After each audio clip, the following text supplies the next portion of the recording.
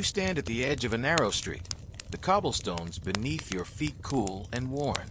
The smell of warm bread from a nearby bakery clings to the air, mingling with something less pleasant smoke. You inhale deeply. Something's different today. The usual hum of the bustling city seems muted, a strange quiet hanging in the air. You notice the sky, usually a pale blue, is now tinged with a dull gray, like a blanket slowly suffocating the sun. As you look ahead, something shifts. A flicker of orange in the distance, the faintest hint of a flame. It's so small, so easy to ignore, but it's not. That tiny spark, fed by the dry air and the wooden buildings that crowd together like old friends, is about to become something much bigger. Welcome to London in 1666. You probably won't make it through this day. The city around you is bustling in its usual way. People haggling in the marketplace, children laughing as they run through the streets, carts creaking under the weight of goods. But none of them see it yet. None of them feel the danger creeping up behind them. It's so quiet that you can almost hear the crackle of the flames from where you stand. The fire is a slow, silent predator.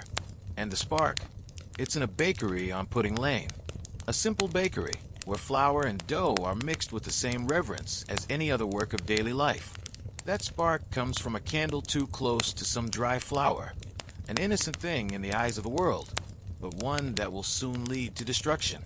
You're walking now, slowly, but the city doesn't seem to notice you. They're all too busy, too distracted by the small things of life, to see what's coming. As you walk, the sound of the crackling fire grows louder, faint at first, but gaining strength. The distant hum of London fades, replaced by a new sound, the rush of flames, the faint creak of wood and stone being consumed. Imagine the scene. Buildings made of timber, some 3, maybe 4 stories high, are packed close together. The whole street feels like it's holding its breath. There's the faintest sense of unease now, something you can't quite place. You catch a glimpse of the bakery, and the flames are no longer tiny. They're licking the sky, twisting higher and higher, like some ancient serpent coming to life. The fire spreads in waves, slowly but relentlessly, claiming buildings one by one. But it moves so quietly that for a time, people think it's just a small thing, a momentary flare-up. You're too far away to understand yet, too far to realize that this little spark, unnoticed by so many, will soon be impossible to control. Historians still debate the details. Was it an accident, as the common story suggests, or was it something else? The truth, buried beneath the layers of history, has become a riddle, one that we may never solve. But for now, all you need to know is this: the fire is here, and it's only getting bigger. Before we go any further, take a moment to relax, and maybe even give a quiet thought to liking and subscribing. If you're enjoying this slow unraveling of history, we'd love to know where you're listening from. Leave a comment below with your location and the time, and let's see how far this journey reaches.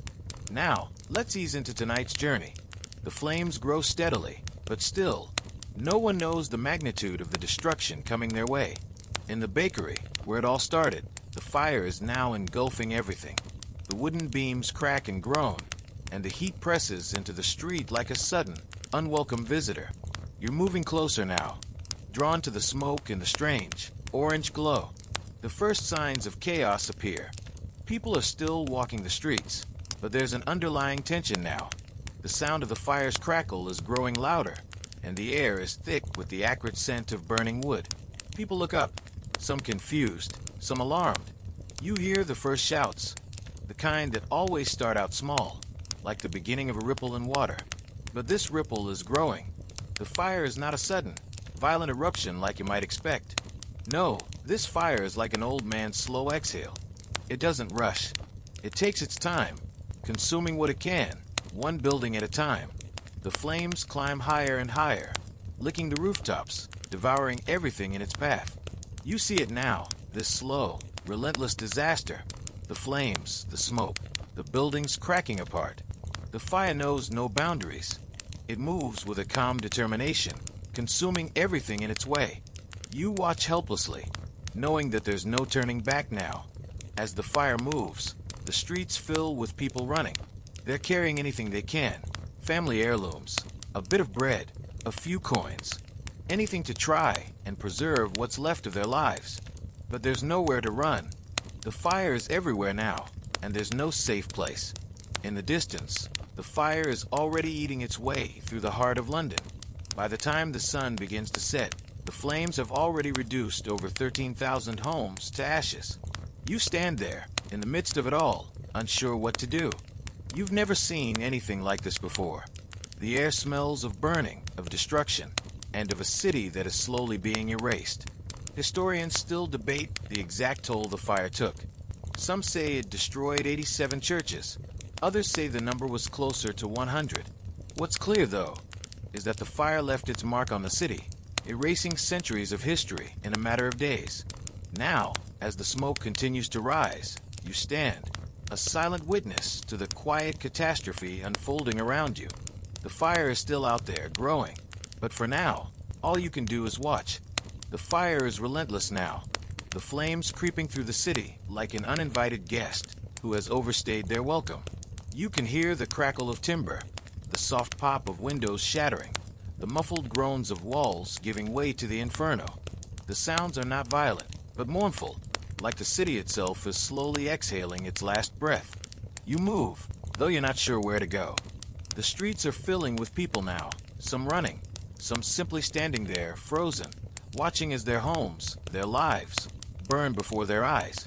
The wind is changing direction, pushing the smoke toward you now. It's no longer just a distant smell. The air is thick, suffocating, the kind of smoke that gets into your lungs and makes you cough. But you can't stop. There's nowhere to run. You pull your scarf over your face, but the heat still presses against you. It's not just the fire itself, though. It's the suffocating knowledge that there's nothing anyone can do to stop it.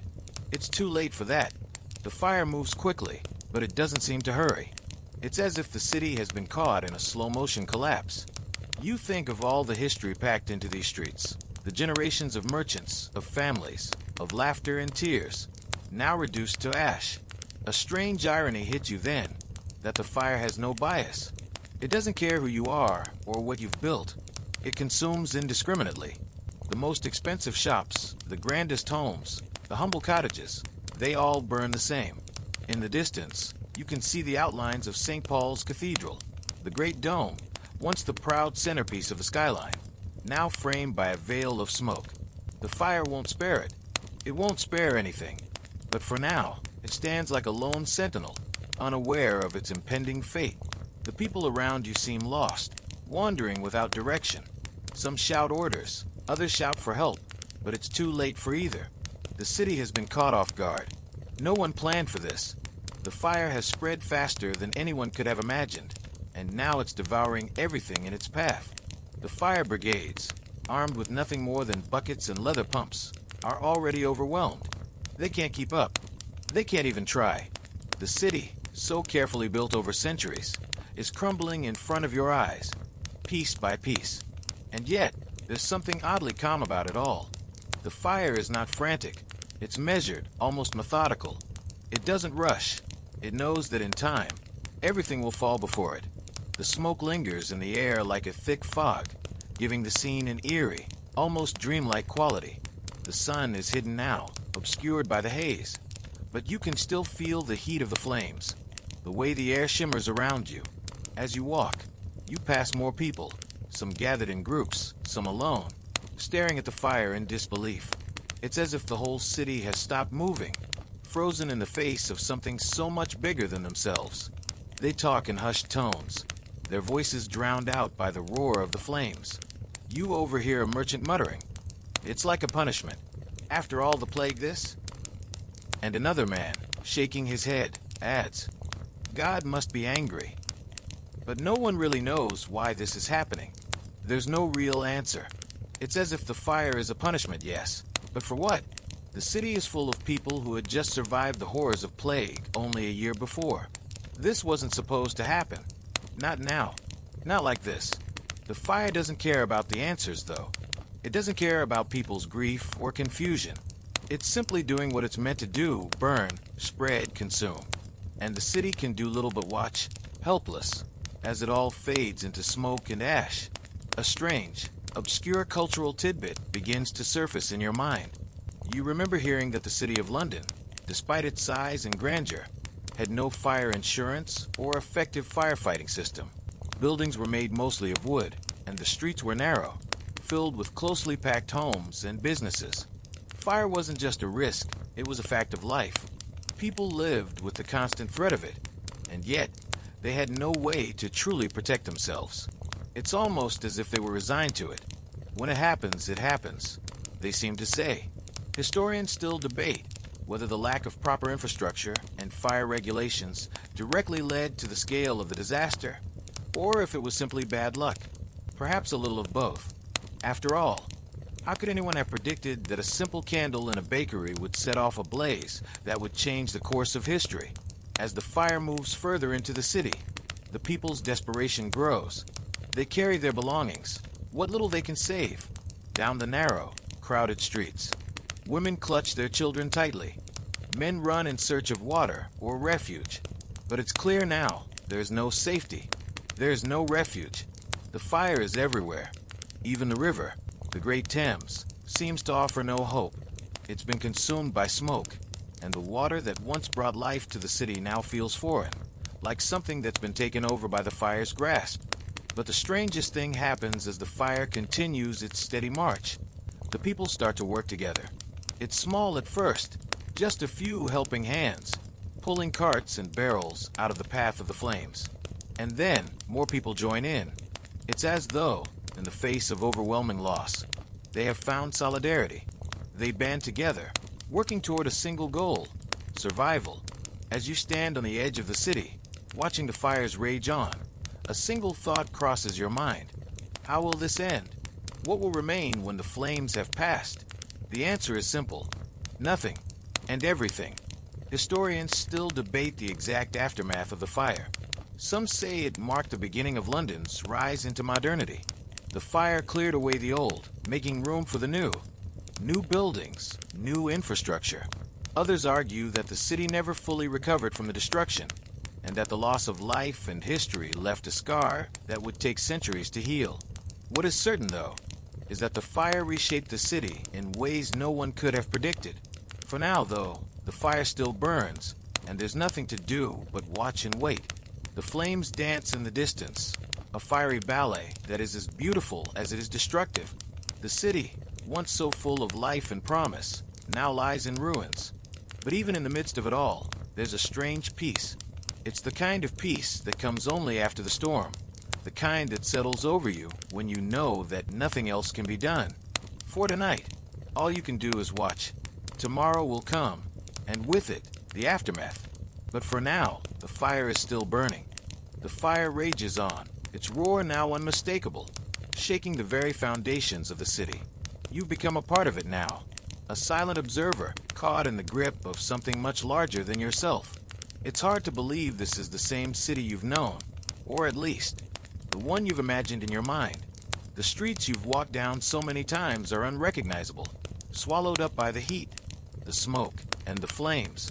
The once familiar landscape is now a moving inferno, constantly shifting, spreading. The people around you are moving faster now. The urgency has set in.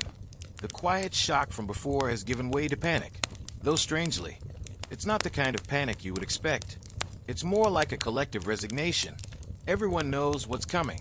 They know they can't outrun it.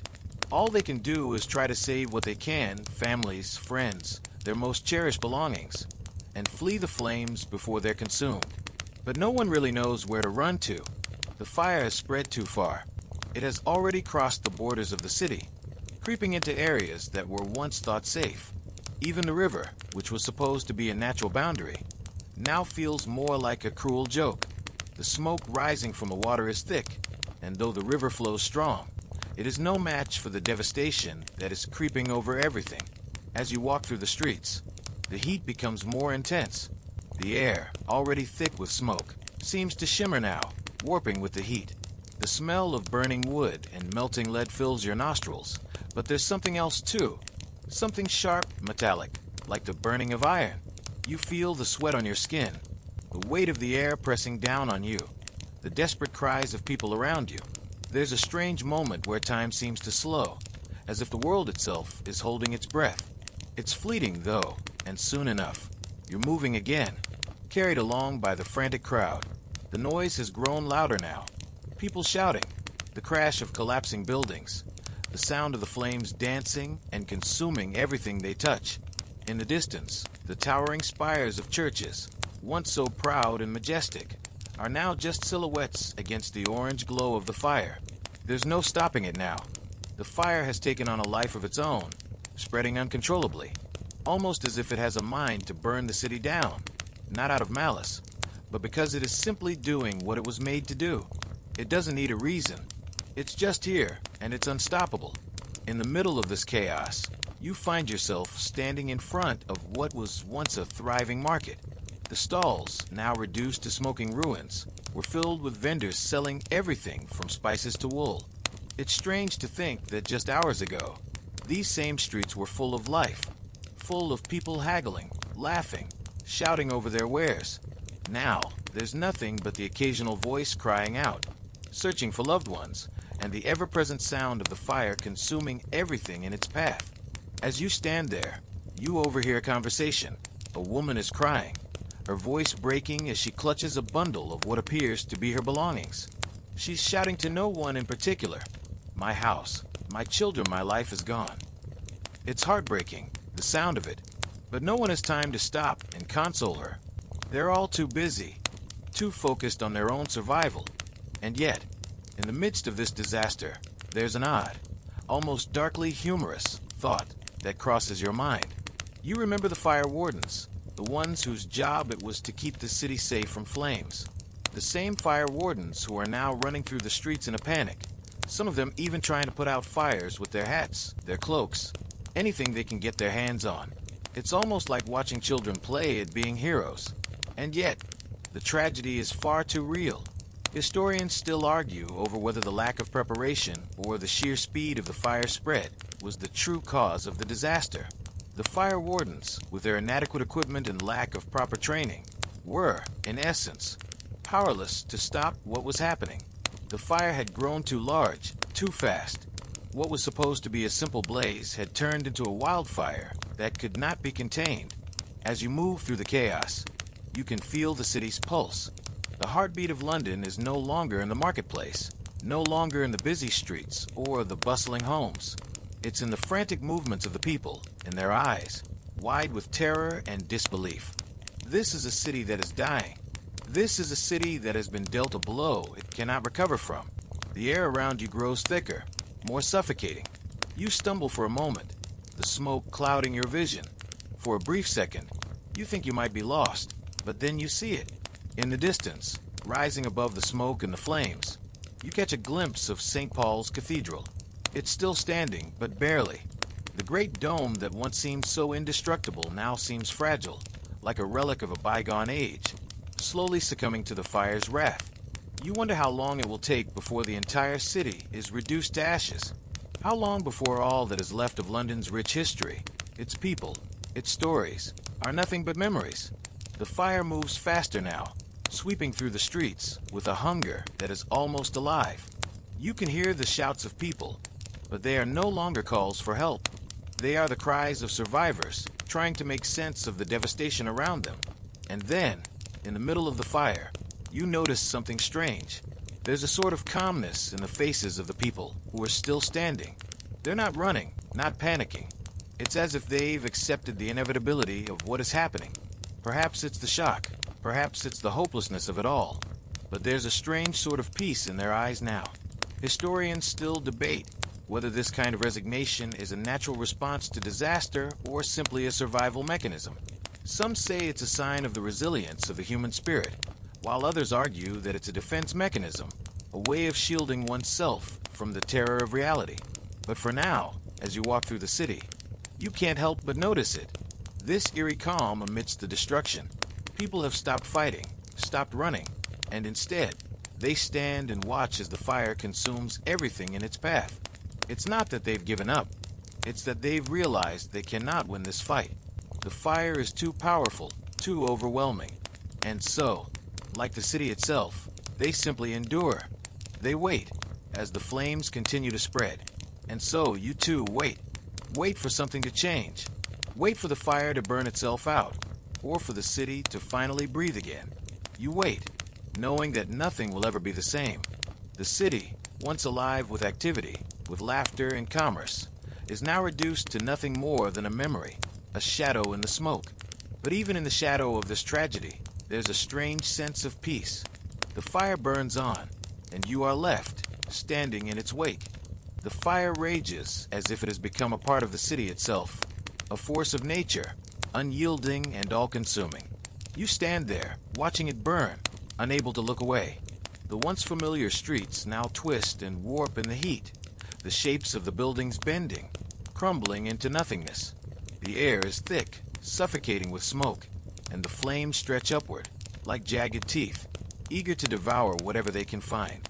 You think of the people you saw just hours ago, the faces bright with life, walking past you on these very streets. How many of them have lost everything? How many of them have already fled to the unknown, hoping for safety in a world that seems to have been abandoned by all hope? The city is no longer a place of safety. It's a labyrinth of burning streets, a place where survival has become the only goal. And yet, even in the face of this devastation, something strange happens.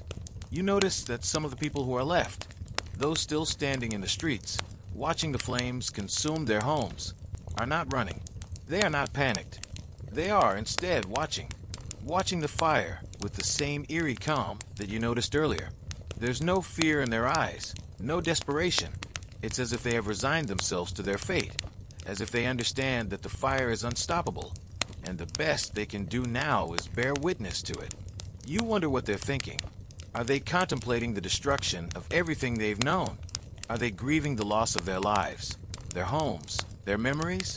Or have they already moved beyond that, accepting that this is the way of things, that cities are born, they thrive, and then they fall? The flames continue to spread, but now they seem to slow, as if they too are savoring the moment. You can't help but notice the strange beauty of it all, the way the fire dances in the air, the orange glow reflecting off the smoke, casting everything in a surreal light. The heat is unbearable, but it's almost hypnotic. The sound of the flames crackling is constant now, like a song that's both beautiful and tragic at the same time. In the distance, you see the faint silhouette of St. Paul's Cathedral, still standing, though its fate is uncertain. The fire is approaching it now, creeping ever closer, but it hasn't fallen yet. You wonder if it will survive this disaster, this apocalypse that has unfolded around you. Will it be reduced to ashes like everything else? Or will it stand tall amidst the destruction, a symbol of endurance in the face of overwhelming odds? As you watch, the wind shifts again, pushing the smoke toward you. It stings your eyes, and you cough, but you don't move. You're still here, standing on these streets, watching as history burns. You try to make sense of it, but it's hard. It's hard to understand how something so catastrophic could happen so quickly. How did this all start with just one small spark, one careless candle in a bakery?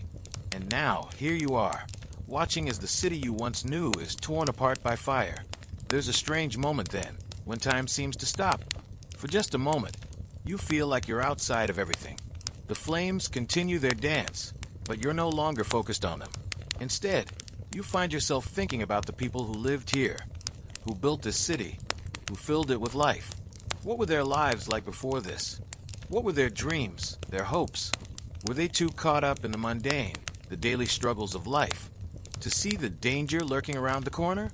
You remember the way the streets felt before the fire, the market stalls filled with fresh bread and fish, the laughter of children running past you, the hum of conversation in every corner of the city. You remember the smell of the river, the way the air always seemed a little fresher near the water. But all of that is gone now. The laughter, the chatter, the scent of fresh bread, it's all been replaced by the acrid smell of smoke, the distant wails of those who have lost everything, and the steady crackling of the fire that continues to tear through the city. And then, amidst the destruction, something even more unexpected happens. You hear at first a soft, rhythmic sound.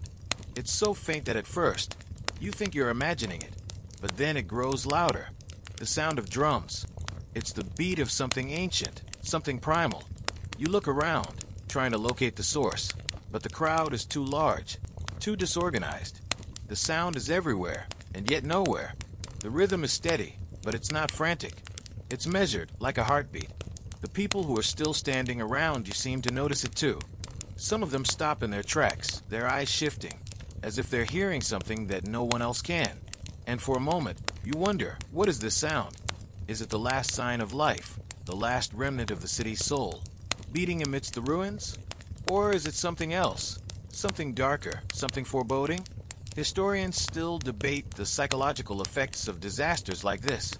Some say that in the face of total destruction, the human mind seeks out patterns, even if they're not there.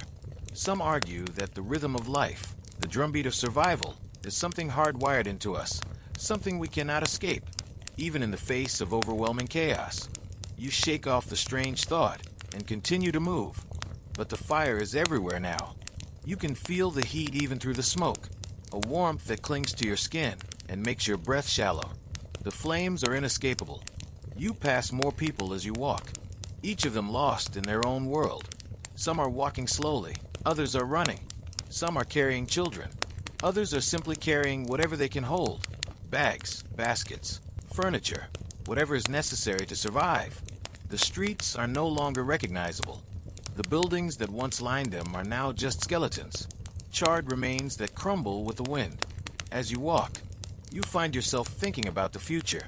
What will happen when the fire has burned itself out? Will this city ever rebuild? Will the people ever recover from this?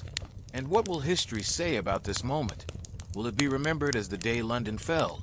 Or will it be the day London rose again? You don't have answers. Not yet. But one thing is certain. This is a day that will never be forgotten. The fire continues to spread, and you find yourself standing at the edge of the city, looking back at what was once a thriving metropolis.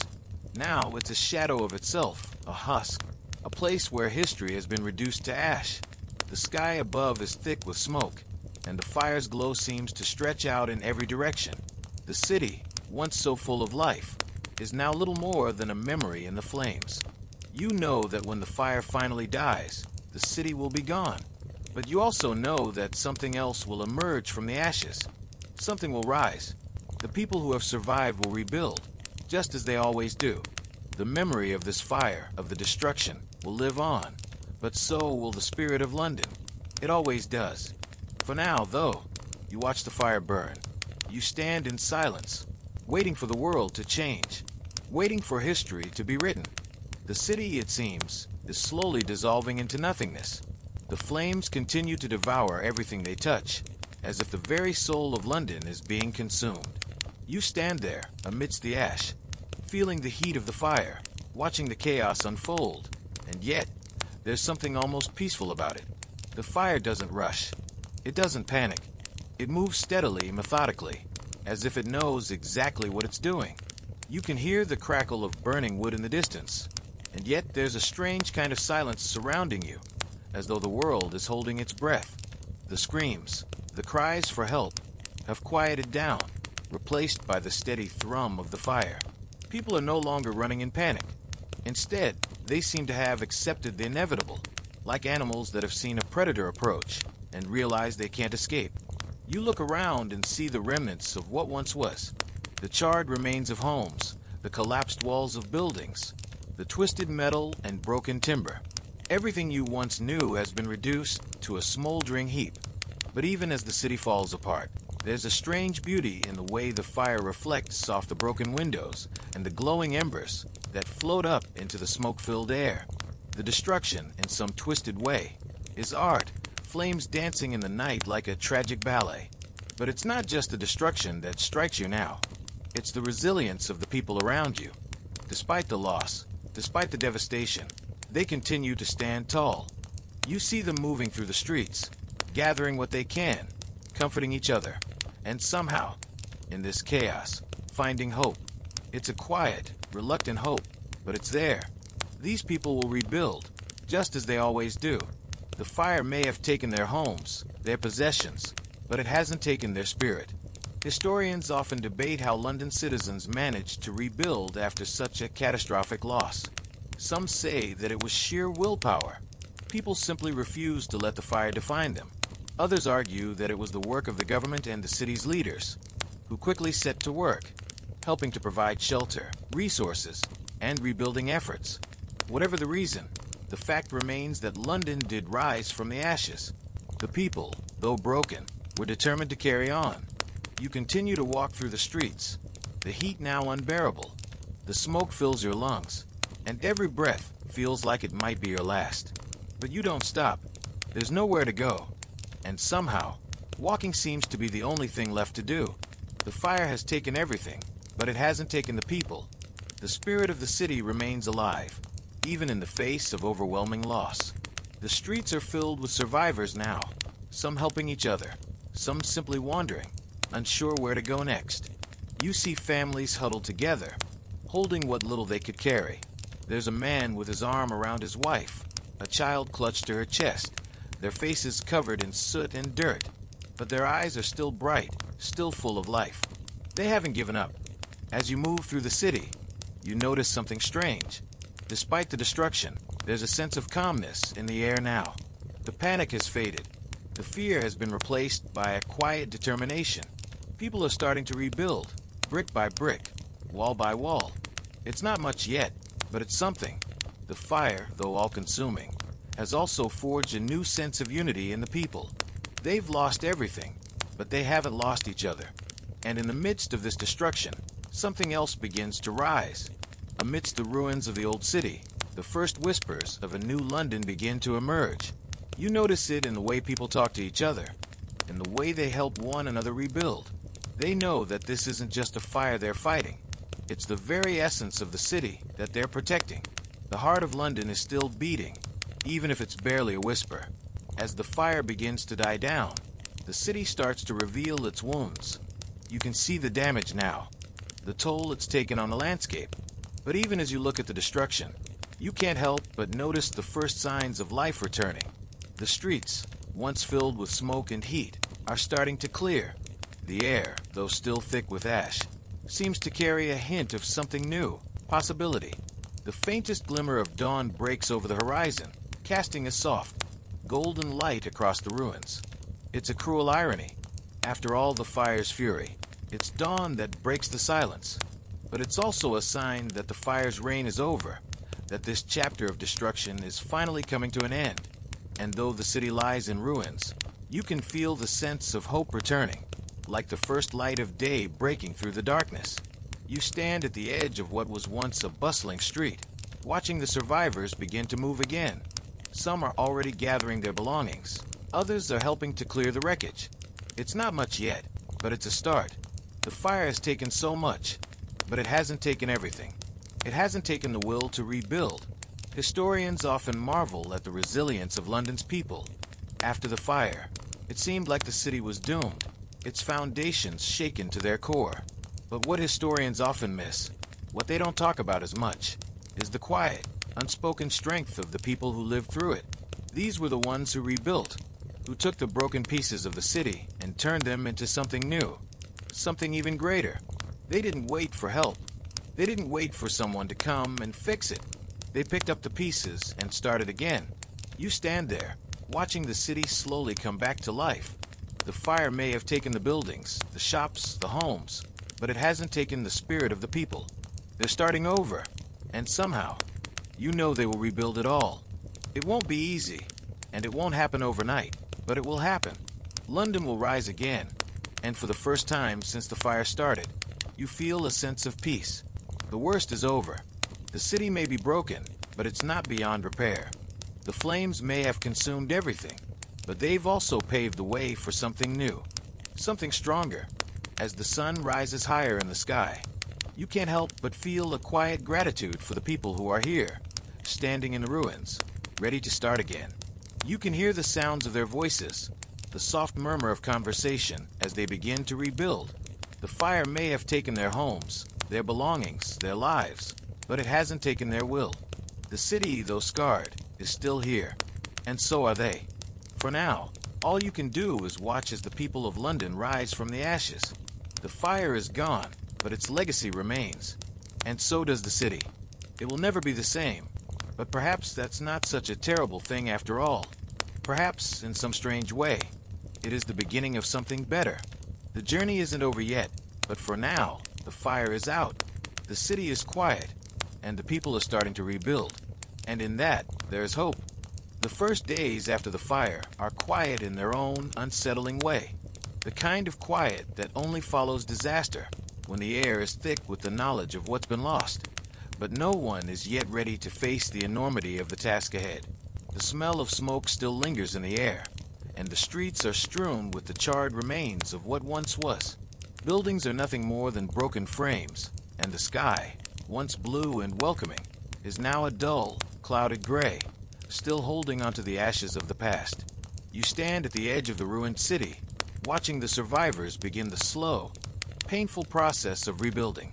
Some of them are sifting through the wreckage, salvaging what they can from the rubble. Others are working together, clearing the streets, carrying buckets of water from what's left of the river, and organizing makeshift camps where the homeless can rest for a while. It's not much, but it's something. It's strange to see these familiar streets now empty, their sounds replaced by the rhythmic thud of hammers and the occasional murmur of conversation. There are no more cries of vendors selling their wares, no more shouts of children playing in the alleys.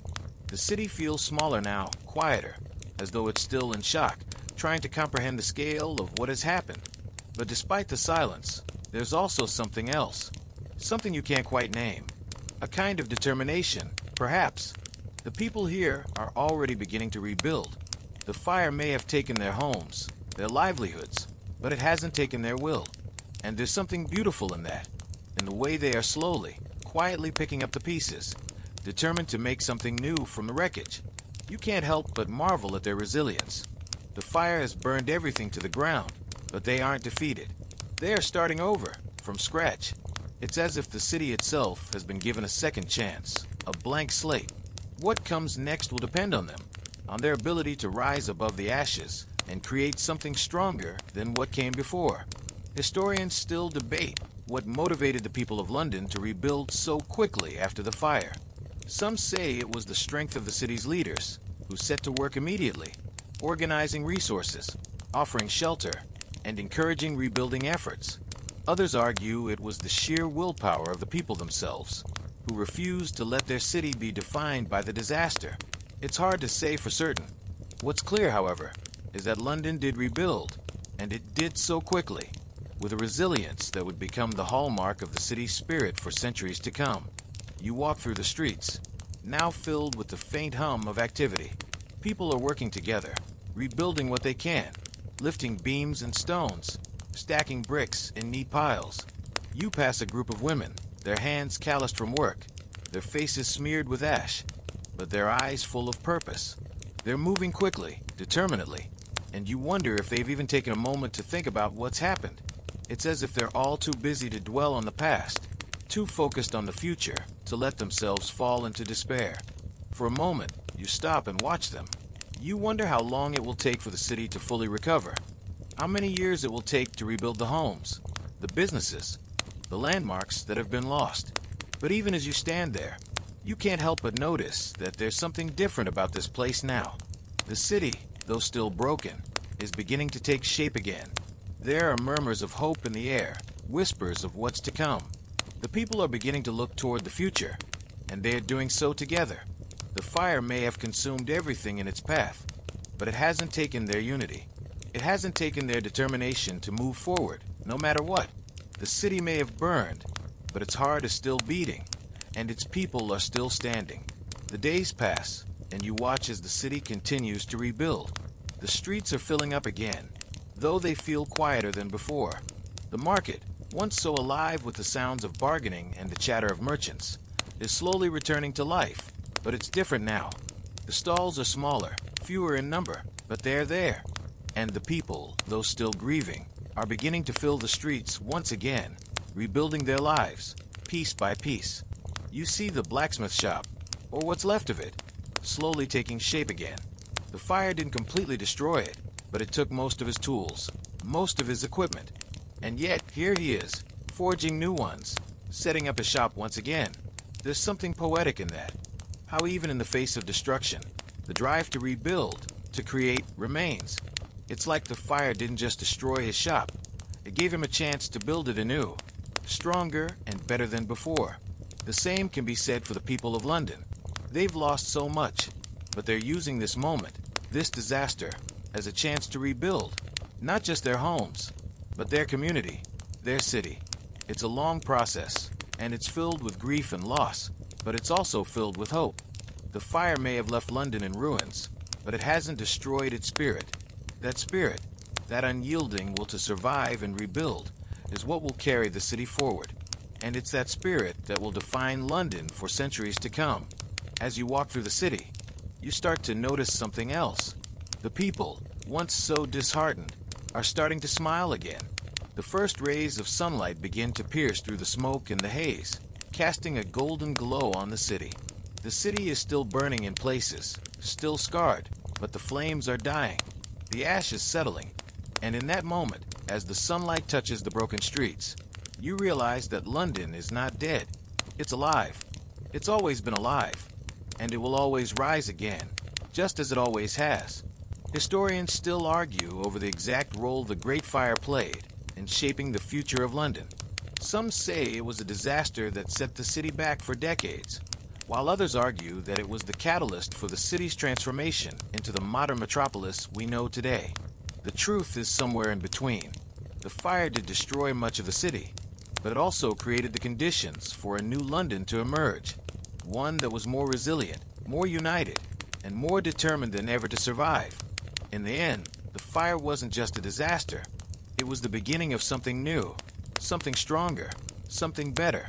The flames may have consumed the old city, but they also cleared the way for the new one to rise. And so, as you stand there, watching the city rebuild itself, you can't help but feel a quiet sense of awe. The people of London have endured, and they have emerged stronger for it. The fire may have destroyed their homes, but it didn't destroy their spirit. And that spirit is what will carry the city forward, for years, for centuries to come. You take one last look at the city. The flames are gone, the smoke is clearing, and the sun is setting on a new day in London. The fire may have taken everything, but it hasn't taken hope. And it's that hope, that quiet, determined will, that will rebuild this city. For now, the fire is out, but the story of London is just beginning. The days following the fire blur together, each one indistinguishable from the last, marked only by the gradual change of the city. The streets are filled with the remnants of the past, broken beams, shattered glass, and the occasional scent of something burning still hanging in the air. But there is something else too, something beneath the ashes. Amidst the destruction, you can see the first flickers of what could be hope. It's a quiet thing, a slow, almost imperceptible change, but it's there. The fire may have swept through the city like a beast hungry for everything in its path. But what it left behind were not just charred ruins. No, it left behind the very foundation of something new. London, though battered and bruised, is standing tall. The bones of the city are still here. The people, too, are still here. They are bruised, yes, but they are alive. You find yourself walking through the streets once again, but this time, things are different. The usual hum of life is still missing, replaced by a low murmur. The people who remained, those who were not swept away by the flames, are beginning to emerge from the shadows, working tirelessly to rebuild their lives. It's a slow process. The city will not rise from the ashes overnight, but the first signs of life, of recovery, are starting to show. The blacksmith, his shop now only a skeletal frame, works furiously to rebuild. It's strange to see him, this man who once made his living creating tools for a city that now lies in ruins, hammering out new pieces in the quiet aftermath. It's almost like watching someone defy the very destruction that surrounded them, refusing to let the fire take what is his. And in that, there is something inspiring. You pass a woman, sitting on the corner of a street, her hands moving as she knits a shawl. It's strange, this quiet perseverance. Her world, too, has been torn apart, but there she is, still holding on to the small things. The shawl will not rebuild the city. It won't bring back the homes, or the businesses, or the memories that have been lost. But it's a step. It's a beginning. Historians debate whether the people of London truly understood the scale of what they had endured, or whether they simply went into survival mode, doing what had to be done. Some argue that the human spirit, in its darkest hours, has a way of rising to the occasion. Others suggest that it was the weight of loss that drove people to work so hard, to rebuild as if their very survival depended on it. Perhaps it's a little of both. As you continue through the city, you begin to see something else, something that was once so commonplace, but now seems almost foreign. The presence of laughter. The streets are still lined with the remains of homes, but there are pockets of life. People are gathering together, sitting in the open, talking, sharing what little they have. There are no grand celebrations, no feasts of abundance, but there is something softer. People are talking, supporting one another, and slowly, their spirits are starting to rise. And that laughter, it's faint, but it's there. It's as if the fire didn't just burn the buildings. It also burned away the fear and the grief, leaving only the raw, unfiltered essence of life. It's hard to describe, but it's as if the city's soul is being remade. Where once there was only silence, there is now a hum, a buzz of conversation, the quiet sound of people talking about what comes next, about how to rebuild what was lost.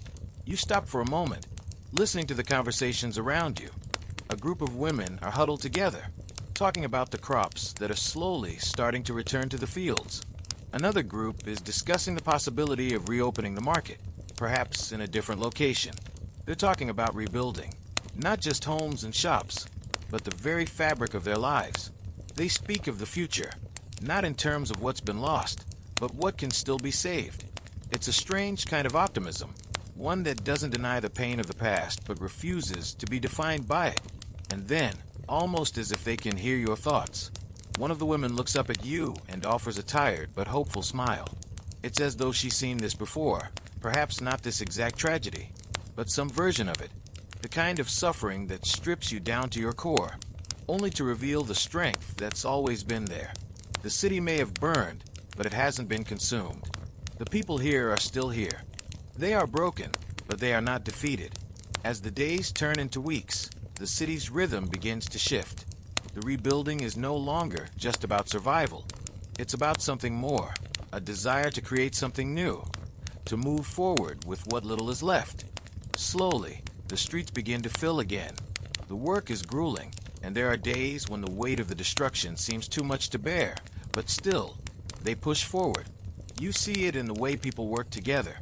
The blacksmith's hammer, ringing out in the distance, is joined by the sound of carpenters working to rebuild the frames of homes.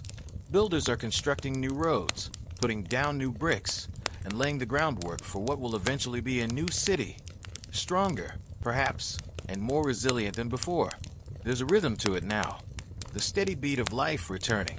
The fires may have wiped out everything, but they have also created the space for something else to rise. You can see it in the faces of the people who are working, in the way they hold their heads a little higher now, as if they are reclaiming the city not just for themselves, but for the generations that will come after them. As you walk through the city, you notice something else. The air, once thick with smoke and soot, is now a little clearer. The sky, once covered with ash, is starting to open up, revealing a softer, gentler light. The flames may have burned everything down, but they have also left room for something new to grow. The plants and trees that once lined the streets are beginning to push through the earth again, their green shoots an unlikely symbol of rebirth. The Thames River, too, seems to reflect this change. The water, which was once choked with soot and ash, is starting to clear. The light reflects off its surface, casting a gentle glow over the ruins of the city. It's a strange thing to witness. The water, which was once the lifeblood of the city, is now a symbol of its recovery, its resurgence. The fire may have taken London's physical form, but it hasn't taken its heart. The people, broken but unbowed, are rebuilding. Not just the city, but themselves. The fire didn't just destroy. It cleared the way for something new, something that will carry the legacy of this moment into the future. The scars will remain, of course, but the city will not be defined by its tragedy. It will be defined by how it rose, by how its people came together to rebuild what was lost. Historians often look to these moments, these periods of rebirth, as markers in a city's history. They analyze the aftermath of disasters, trying to understand how societies recover, how they rebuild and redefine themselves. But what they often miss, what is harder to capture in the pages of history, is the quiet strength of the people who live through it, the ones who pick up the pieces, rebuild, and start again. London has always had that strength, and now, in the ashes of the fire, it is shining through once again. You stand at the edge of the city, watching the progress unfold before your eyes. The smoke has cleared, the fire is out, and what remains is a city that is bruised but unbroken. The work is far from over, but the spirit of London, its heartbeat, is still strong. It always will be. And for now, that's enough. The fire is gone, but London, in its quiet, determined way, is beginning to rise again. As the weeks stretch into months, the people of London begin to wear the marks of their struggle with quiet pride. The city is still in the process of rebuilding, but there's a sense of change in the air. The scarred streets, once so silent, now hum with the noise of labor, hammers striking iron, carts creaking under the weight of rebuilding materials, the murmur of conversation as people share what little they have left. They're not just rebuilding homes, they're rebuilding a sense of community, a sense of self. And with each new day, it feels as though the city is becoming something new, something stronger. You walk through the streets again, and the difference is palpable. The ruins are still here, of course, the skeletons of buildings that have been burned to the ground. But now, there are new structures rising in their place. Not grand palaces or towering monuments, but something more humble, brick houses, shops, and homes being reconstructed piece by piece. What was once a pile of rubble is now a place where life is returning. Slowly, steadily, London is coming back to life. The fires may have destroyed everything, but they've also cleared the way for something better. The streets that were once crowded with crumbling, ill-maintained buildings now stretch out in a more open, planned way. The city's design, though still familiar, is beginning to reflect the lessons learned from the fire. Wider roads are being carved through what was once a tight, cramped maze of wooden homes. The buildings are sturdier now, stone, brick, and slate replacing the fragile timber that once lined the streets. You see a family moving into one of the newly constructed homes, a man carrying a bundle of belongings while his wife leads the way, holding the hand of their child. There's a newness in their steps, a quiet optimism that seems to fill the air.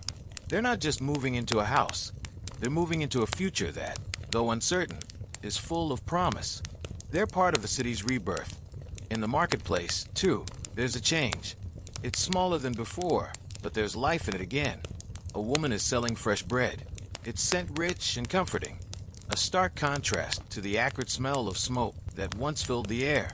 Beside her, another vendor is offering baskets of fruit, apples, pears, and even a few early strawberries. It's a small thing, these fruits, but they are a symbol of survival, of growth, of life returning to the city. And then you hear it, the sound of a church bell, faint but unmistakable. It rings out over the city, its tone calm, steady, almost reassuring. The church bells have been silent for so long, drowned out by the roar of the fire, but now they're ringing again, marking the passage of time, bringing a sense of order to the chaos that once reigned. The bell tolls the beginning of a new chapter in London's history. As you continue to walk, you begin to notice something else. The people who have stayed, those who are rebuilding, are starting to look different.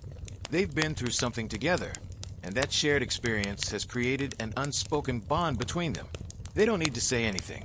They don't need to explain the grief, the loss, the exhaustion that they all feel. It's written on their faces, in the way they hold themselves, in the way they move through the city. They've been through the fire, and they've emerged from it together. There's a quiet understanding in their eyes, an acknowledgement that what they've experienced is beyond words. It's the kind of bond that's forged in the crucible of hardship, the kind of bond that can never be broken. And it's that bond, that shared strength, that will carry them through the years to come. Historians often talk about the impact of disasters on a city's culture, but they rarely capture the intangible ways in which people change in the face of catastrophe. The fire may have destroyed much of London, but it has also brought its people closer together. They're no longer just strangers passing in the street. They are a community, bound by their shared loss, by their shared determination to rebuild. One evening, as the sun begins to dip below the horizon, casting a warm golden light over the city, you find yourself standing on a hill overlooking the Thames River. The water, which once seemed so distant, now feels like a lifeline. The city stretches out before you, its ruins still visible in the fading light. But there is something new in the air tonight. It's a kind of quiet anticipation, as if the city is holding its breath, waiting for the future to unfold. You think about everything that has happened, the fire, the destruction, the pain. But you also think about everything that has been rebuilt, everything that has been saved. London is not the same as it was before. It has been irrevocably changed, scarred by the fire, but it is still here. It is still standing, and so are the people who call it home. You hear footsteps behind you, and you turn to find a man approaching. He's older than you, his face lined with the marks of time and experience. His eyes are tired, but there's a quiet strength in them. He stops beside you, looking out over the city. "The city's changing, isn't it?" he says, his voice low but steady. You nod, watching as the first stars begin to appear in the sky. The air is cooler now, a welcome relief from the heat of the day. "It will take time," he continues, "but London will rise again. It always does. It's in its blood." There's something reassuring in his words, something that feels true. London may be wounded, but it is not broken. The fire may have taken so much, but it has also given birth to something new, something stronger. The city's heart is still beating, and so long as that heart beats, London will never truly fall. The man smiles, a tired, knowing smile, before turning to leave. You watch him walk away, his figure disappearing into the growing darkness. The city is quiet now, save for the sounds of rebuilding and the soft murmur of conversation. The fire may have burned through it all, but it has also cleared the way for something new. As you stand there, the city stretching out before you, you realize that London has changed forever. But that's not a bad thing. The fire may have consumed everything, but it hasn't consumed the spirit of the people who live here. It hasn't consumed the soul of the city. And that, perhaps, is the greatest miracle of all. As the night settles in, you feel a sense of peace. The city is no longer just a place of loss and destruction. It is a place of resilience, of rebirth. It is a city that has been through the worst and has come out the other side stronger, more united, more alive than ever before.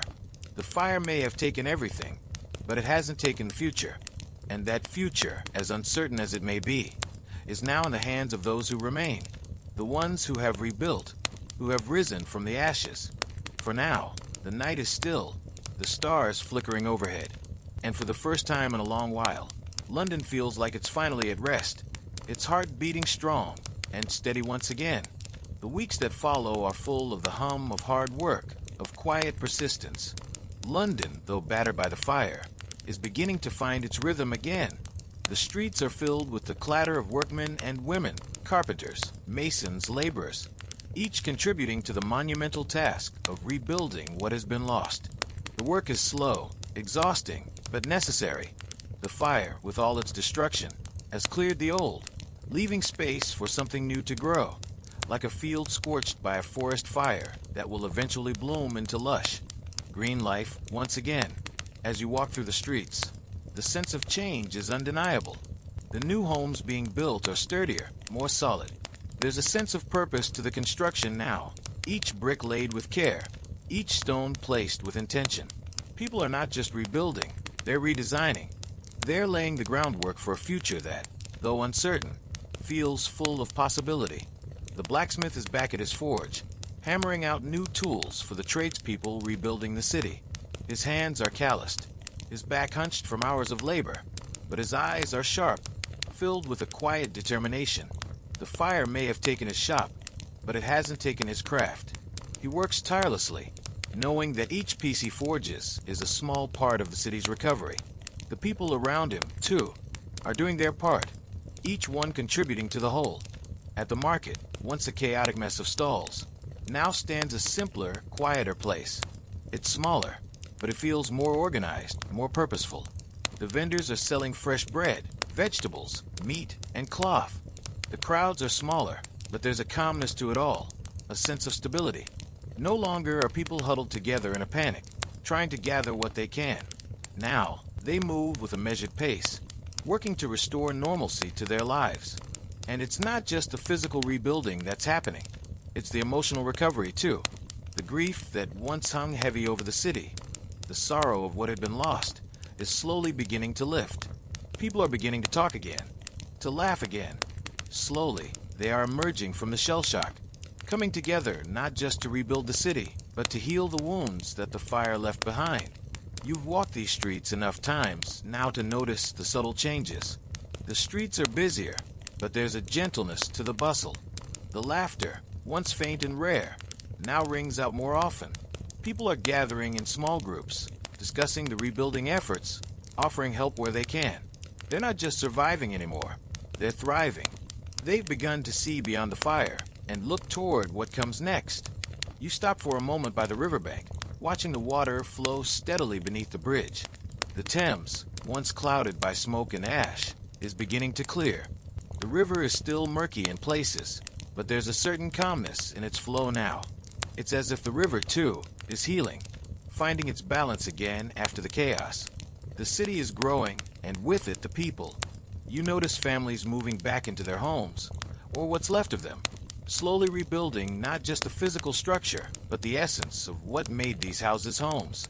Children are playing again, though their laughter is softer now, tinged with the weight of what they've experienced. The streets are alive with movement once more, and though the scars of the fire are still visible, the city is coming back to life. As the months slip by, you begin to see the first signs of real change in the landscape. New buildings are rising, and with them, new ideas. There's talk of improving the city's defenses, of creating a firefighting brigade, of designing buildings with stronger foundations, of making the city safer in ways it wasn't before. The fire may have taken much, but it has also opened the door for a new era of innovation and progress. The lessons learned from the destruction are shaping the future in ways no one could have predicted.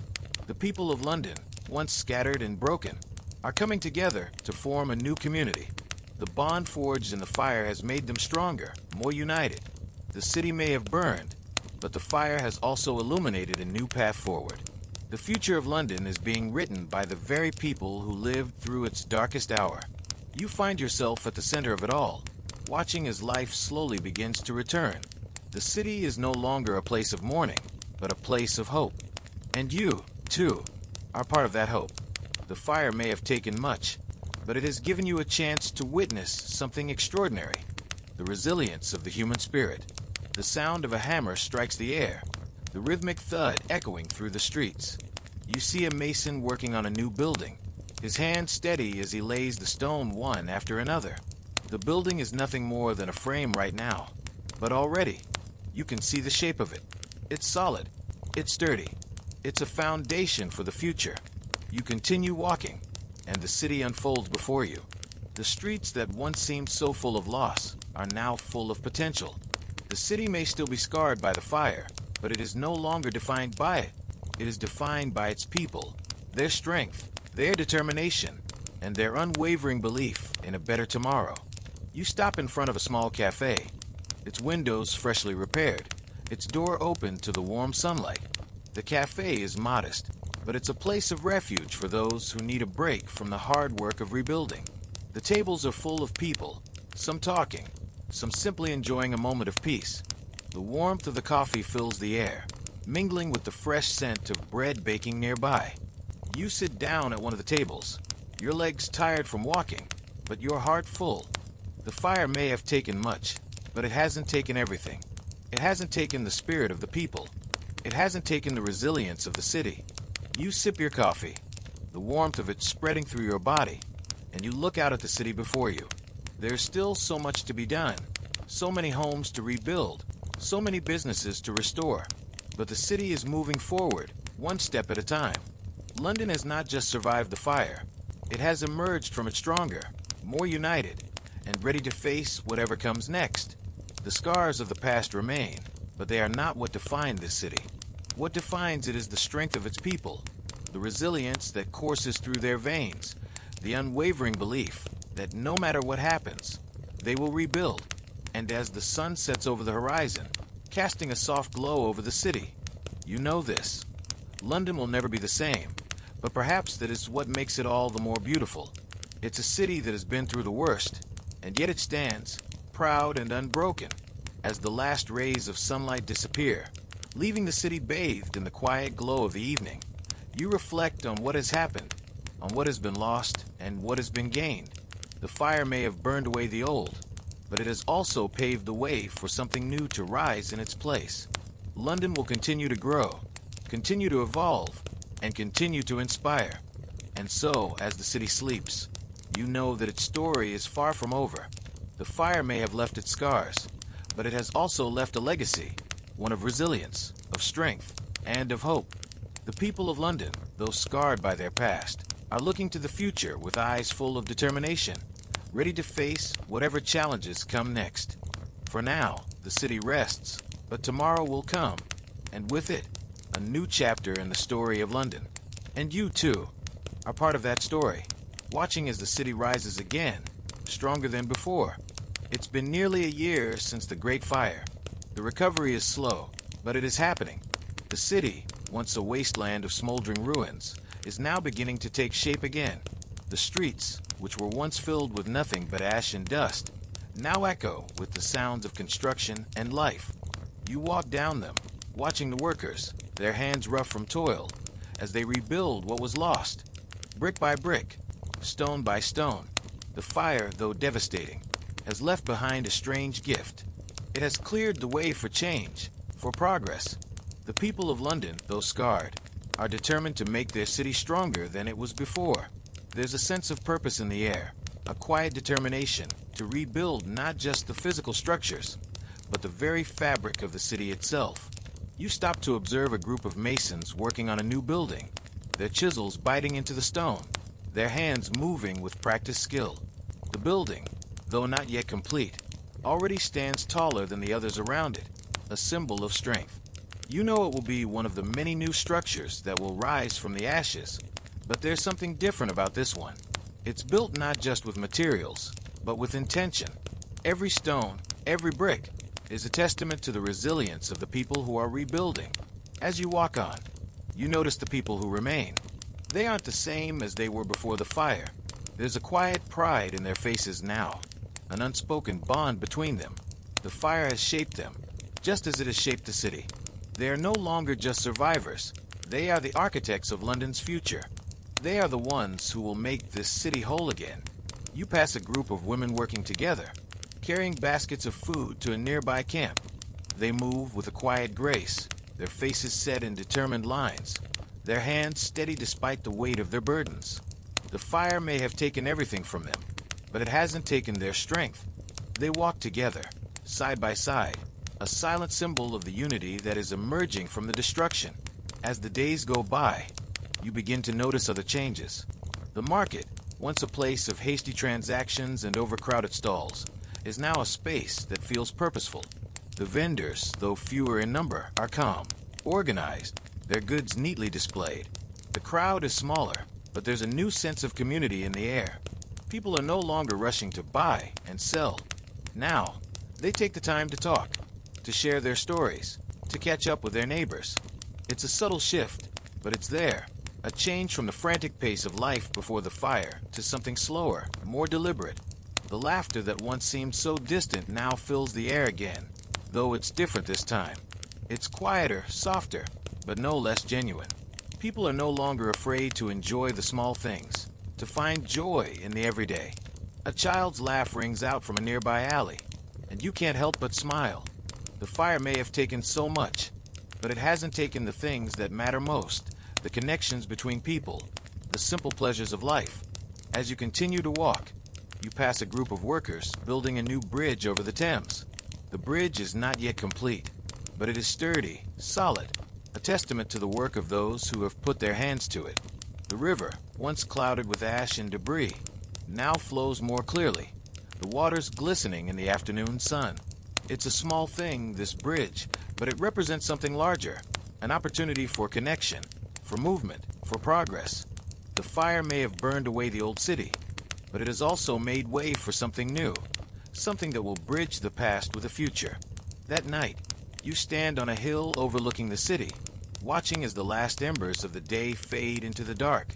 The skyline has changed, the once familiar landmarks now replaced with new structures, new buildings. But it's more than just the buildings that are different. The city feels different. It feels alive, but in a way it never did before. There's a new energy in the air, a feeling of possibility, of hope. The fire, though terrible, has given the city a chance to reinvent itself. The people, who once lived in fear of the flames, are now looking toward the future. They are rebuilding not just their homes, but their lives, and they are doing it together. The fire has taken its toll, but it has also forged something stronger in its wake. A sense of community, of resilience, of unity. The streets below you are full of life again. You can hear the sounds of children playing, of people talking, of laughter rising above the bustle of the rebuilding effort. The air is filled with the scent of freshly baked bread, of wood being shaped and stone being carved. It's a familiar smell, but it's different now. There's a sense of permanence to it, a sense that these streets, these people, will endure. You take a deep breath, watching as the moon rises over the city. The fire is gone, but its legacy remains. It has shaped the people of London, and it has shaped the city itself. But what has risen from the ashes is something new, something stronger, something more resilient. As the night deepens, you reflect on everything that has happened. The fire, the destruction, the pain. It's all part of a city's story now, part of its history. But it's not the end of the story. Not by a long shot. The city is still growing, still evolving. The people are still rebuilding. And as the moon casts its silver light over the city, you know that London will continue to rise, again and again, from whatever challenges it faces. The fire may have burned the city, but it hasn't burned its spirit. Historians may talk about the fire in the years to come, analyzing its causes, its aftermath, its impact. They will write about the destruction and the suffering, the grief and the loss.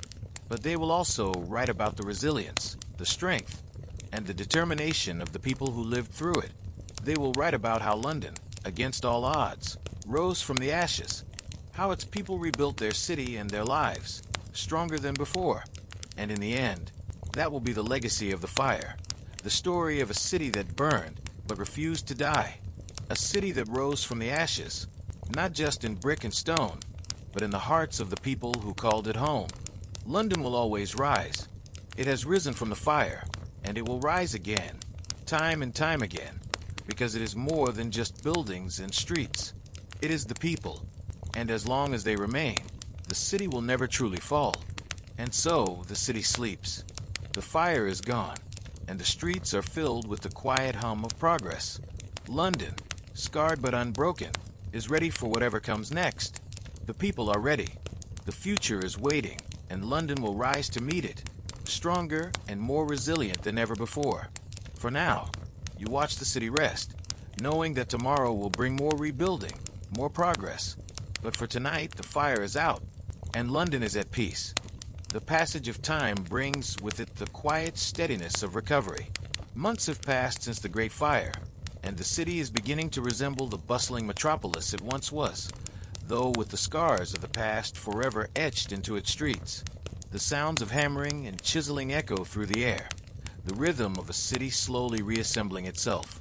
Though the fire took much, it also left behind the bedrock for something new, something that can withstand the test of time.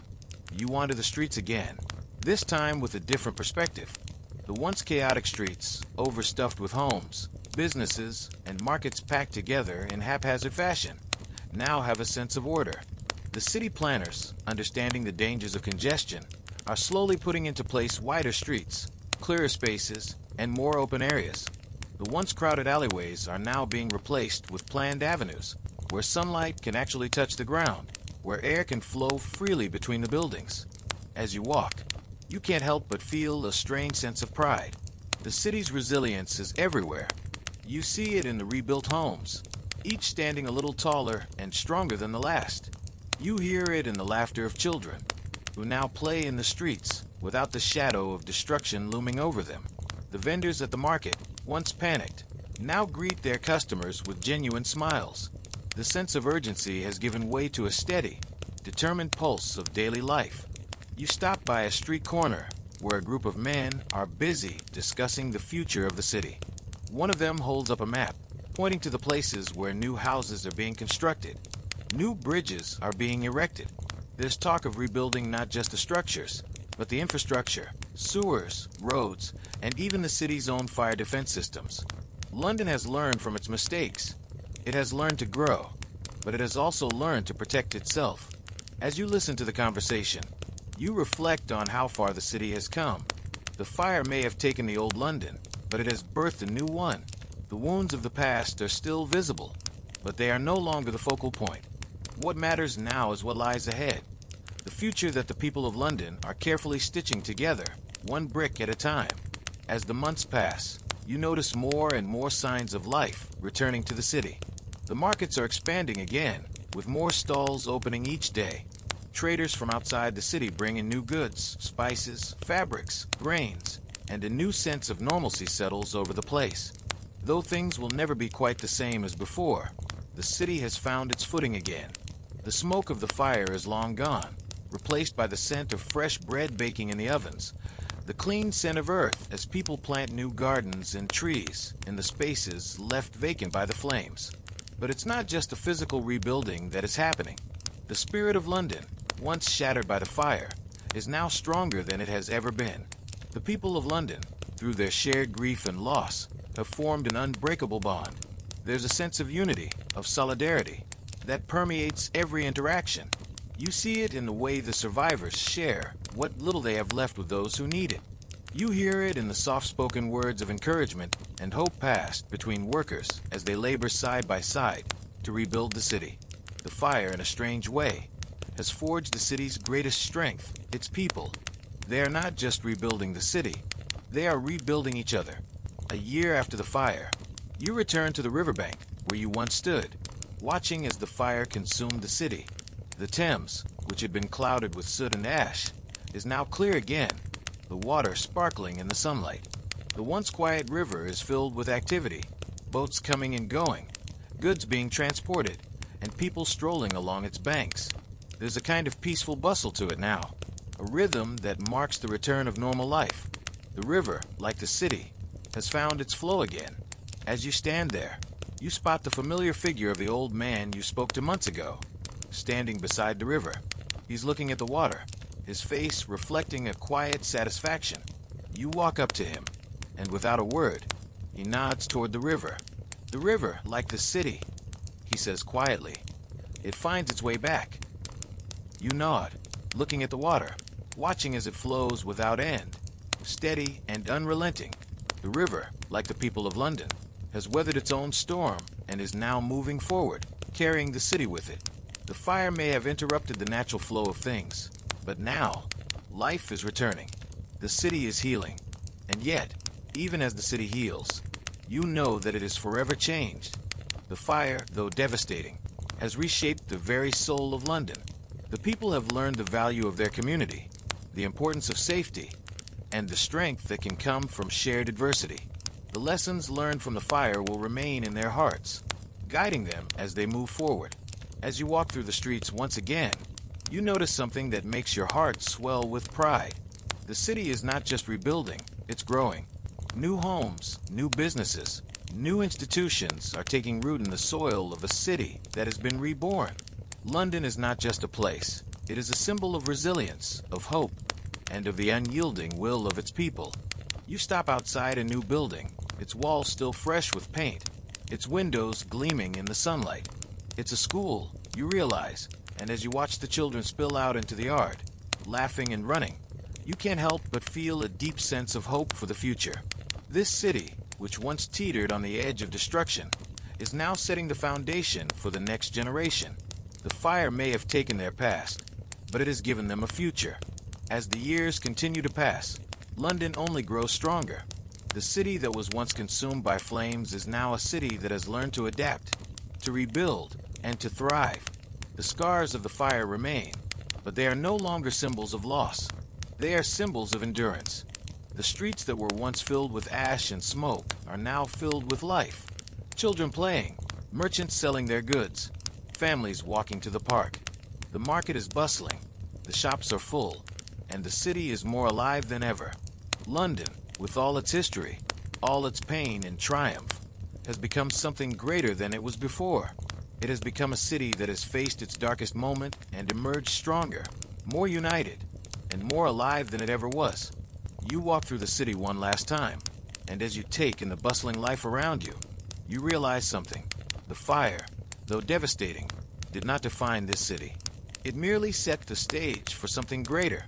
London has always been defined by its people, their resilience, their spirit, and their unbreakable will to survive. The fire may have burned everything to the ground, but what it left behind is a city that can never be consumed. It is a city that will always rise. And as you stand at the edge of the city, watching the sunset over the river, you know that London, like its people, will always find a way forward. The fire may have changed the city, but it has never broken its spirit. London will always rise again. The years pass, and with each new day, London's heart beats stronger. The city is no longer a place marked by the scars of the fire, but one defined by the tenacity of its people.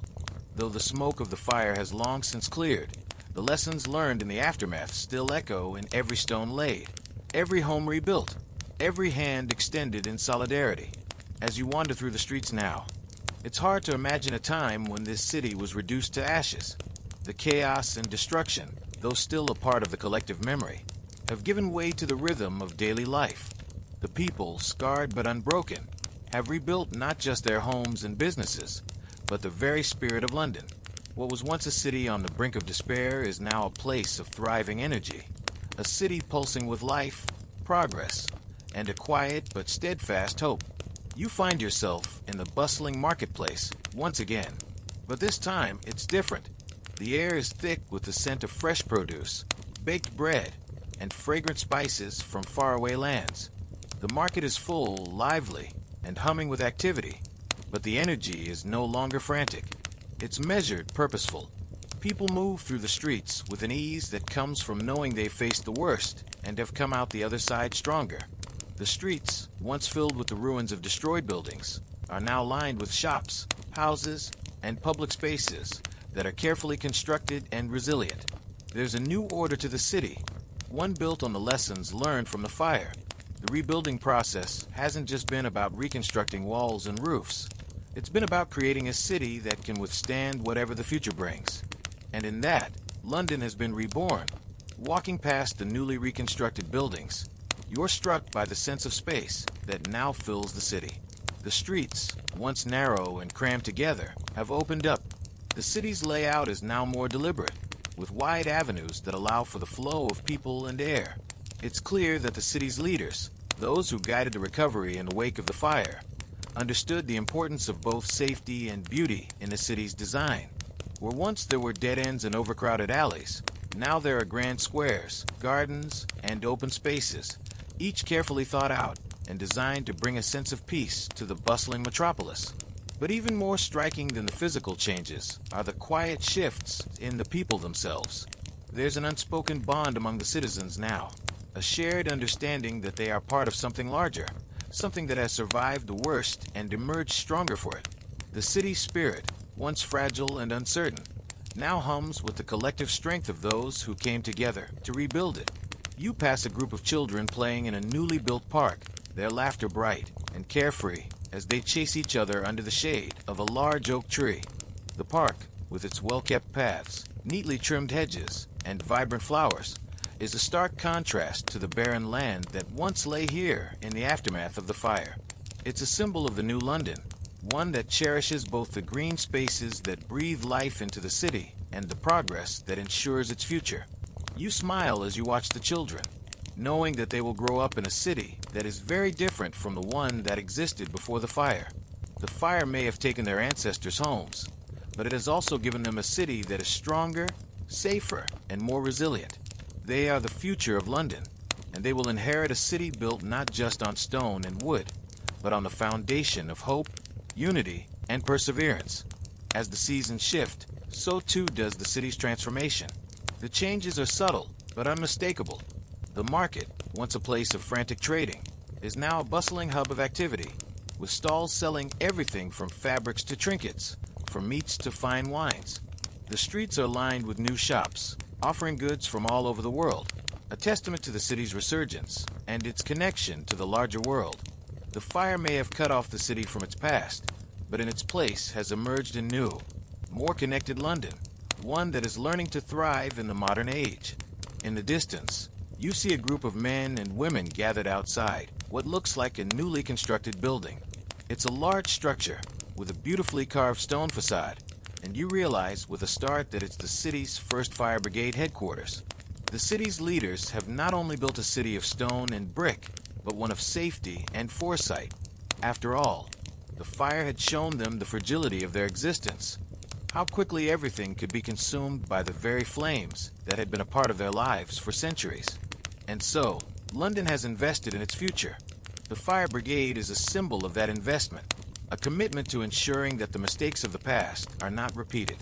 As you make your way to the riverbank again, you notice how the water seems to reflect the city's transformation. The Thames, once a murky, polluted stream, is now a vibrant part of the city's landscape, clean and flowing freely. The river, like the people of London, has found its way back to life. The once dominant factories along the banks have been replaced by green spaces, new docks for trade, and clean streets that lead directly to the water's edge. It's a quieter river now, but no less vital to the city's identity. You pause for a moment, watching the boats glide by. The river has always been the lifeblood of the city, a reminder that London, though scarred by disaster, has always found a way to adapt and survive. It may have burned, but it has not been destroyed. The river flows steadily onward, as it always has, as it always will. And so, too, will London. You reflect on everything that has changed since that fateful night when the flames tore through the city. The fire, though devastating, was not the end of London. Far from it. It was, in some strange way, the beginning of something new. The city has emerged from the flame stronger, more united, and more determined than ever to survive. London has learned its lessons well. The fire may have destroyed the city's old identity, but has paved the way for a new one that is built on resilience, unity, and a deep sense of community. The scars of the past are still visible, but they are not the story of the city. They are merely the reminder of what was, and what came next. As the sun begins to set over the Thames, casting a warm, golden glow over the city, you can't help but feel a sense of peace.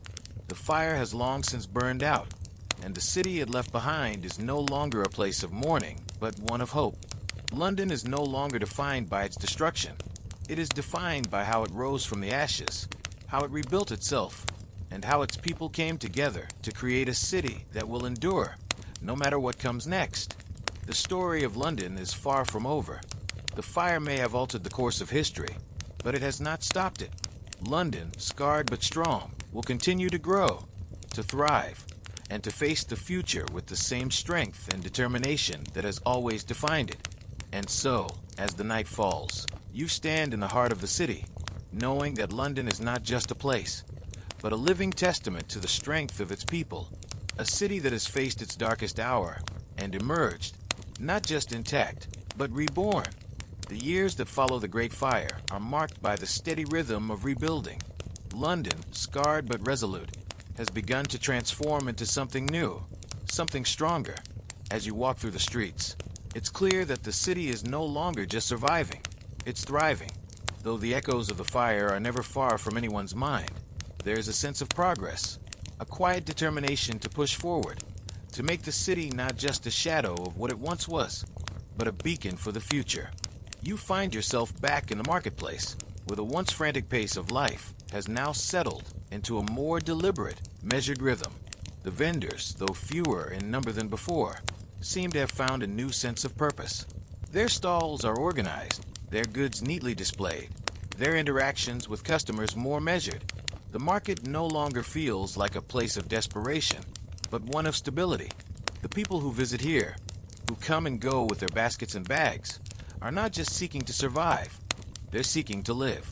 The air is thick with the smells of fresh bread, ripe fruits, and spices from far-off lands. The once dominant stench of soot and smoke has been replaced by the comforting aroma of food and life. The fire, though it burned everything to the ground, left behind an important lesson. Life goes on. The people who remain are not only survivors, they are the architects of London's new identity. They are building something greater than what existed before. You pass a woman selling flowers at a small stall, her face glowing with the quiet satisfaction of a hard day's work. Her stall, though modest, is filled with vibrant blooms, each one a testament to the resilience of the city and its people. The flowers, bright and alive, contrast sharply with the burned remnants of the past. But that's the point. The past is not forgotten, but it does not define what is yet to come. The woman smiles as you approach, offering a small bunch of lavender in exchange for a few coins. There's something soothing in her smile, something that feels like the quiet calm after a storm. As you walk further, you see a group of children playing in the street. They run and laugh, their carefree joy infectious. The sounds of their play are a stark contrast to the cries of the past, the frantic shouts for help that you once heard on these very streets. But those days are gone now. The city is healing, and with it the people. The children who will inherit the city will grow up in a world that is still shaped by the fire, but no longer defined by it. The sense of unity that has emerged in the aftermath of the fire is more than just a sentiment. It's a guiding force. People who were once strangers, divided by class, status, and wealth, now work together, side by side, to rebuild their city. They are forging a new identity for London, one that is rooted in the lessons of the past, but that looks boldly to the future. The fire may have scarred the city, but it has also united it. The people, who once looked at each other with suspicion and distrust, now work together with shared goals, shared values, and a shared future. You pass a group of men building a new bridge over the Thames, their faces set in concentration as they work with precision and care. The bridge is sturdy, well constructed, and will stand for generations. It will become a symbol of the city's resilience, a bridge not just between the riverbanks, but between the past and the future. It's a quiet reminder that though London has been torn apart, it is now in the process of being stitched back together, stronger than before. And as you look at the bridge, you notice something else. The river itself, once clouded with ash and debris, is clearer now. The water sparkles in the sunlight, flowing steadily, gracefully, as though it too has found its way again. The river, which once seemed to reflect only the devastation of the fire, now reflects the new city, one that is moving forward, step by step, towards something better. A few days later, you find yourself standing at the edge of the city, looking out over the rooftops. The horizon stretches out before you, filled with possibility. The city is no longer a place of mourning, but one of rebirth. The fire may have destroyed the old London, but it has created space for the new. The skyline is no longer dominated by the remnants of burned buildings, but by the new architecture rising from the ashes. The buildings, though still relatively simple in design, are sturdy, made of stone and brick, and they speak to a city that has learned from the past.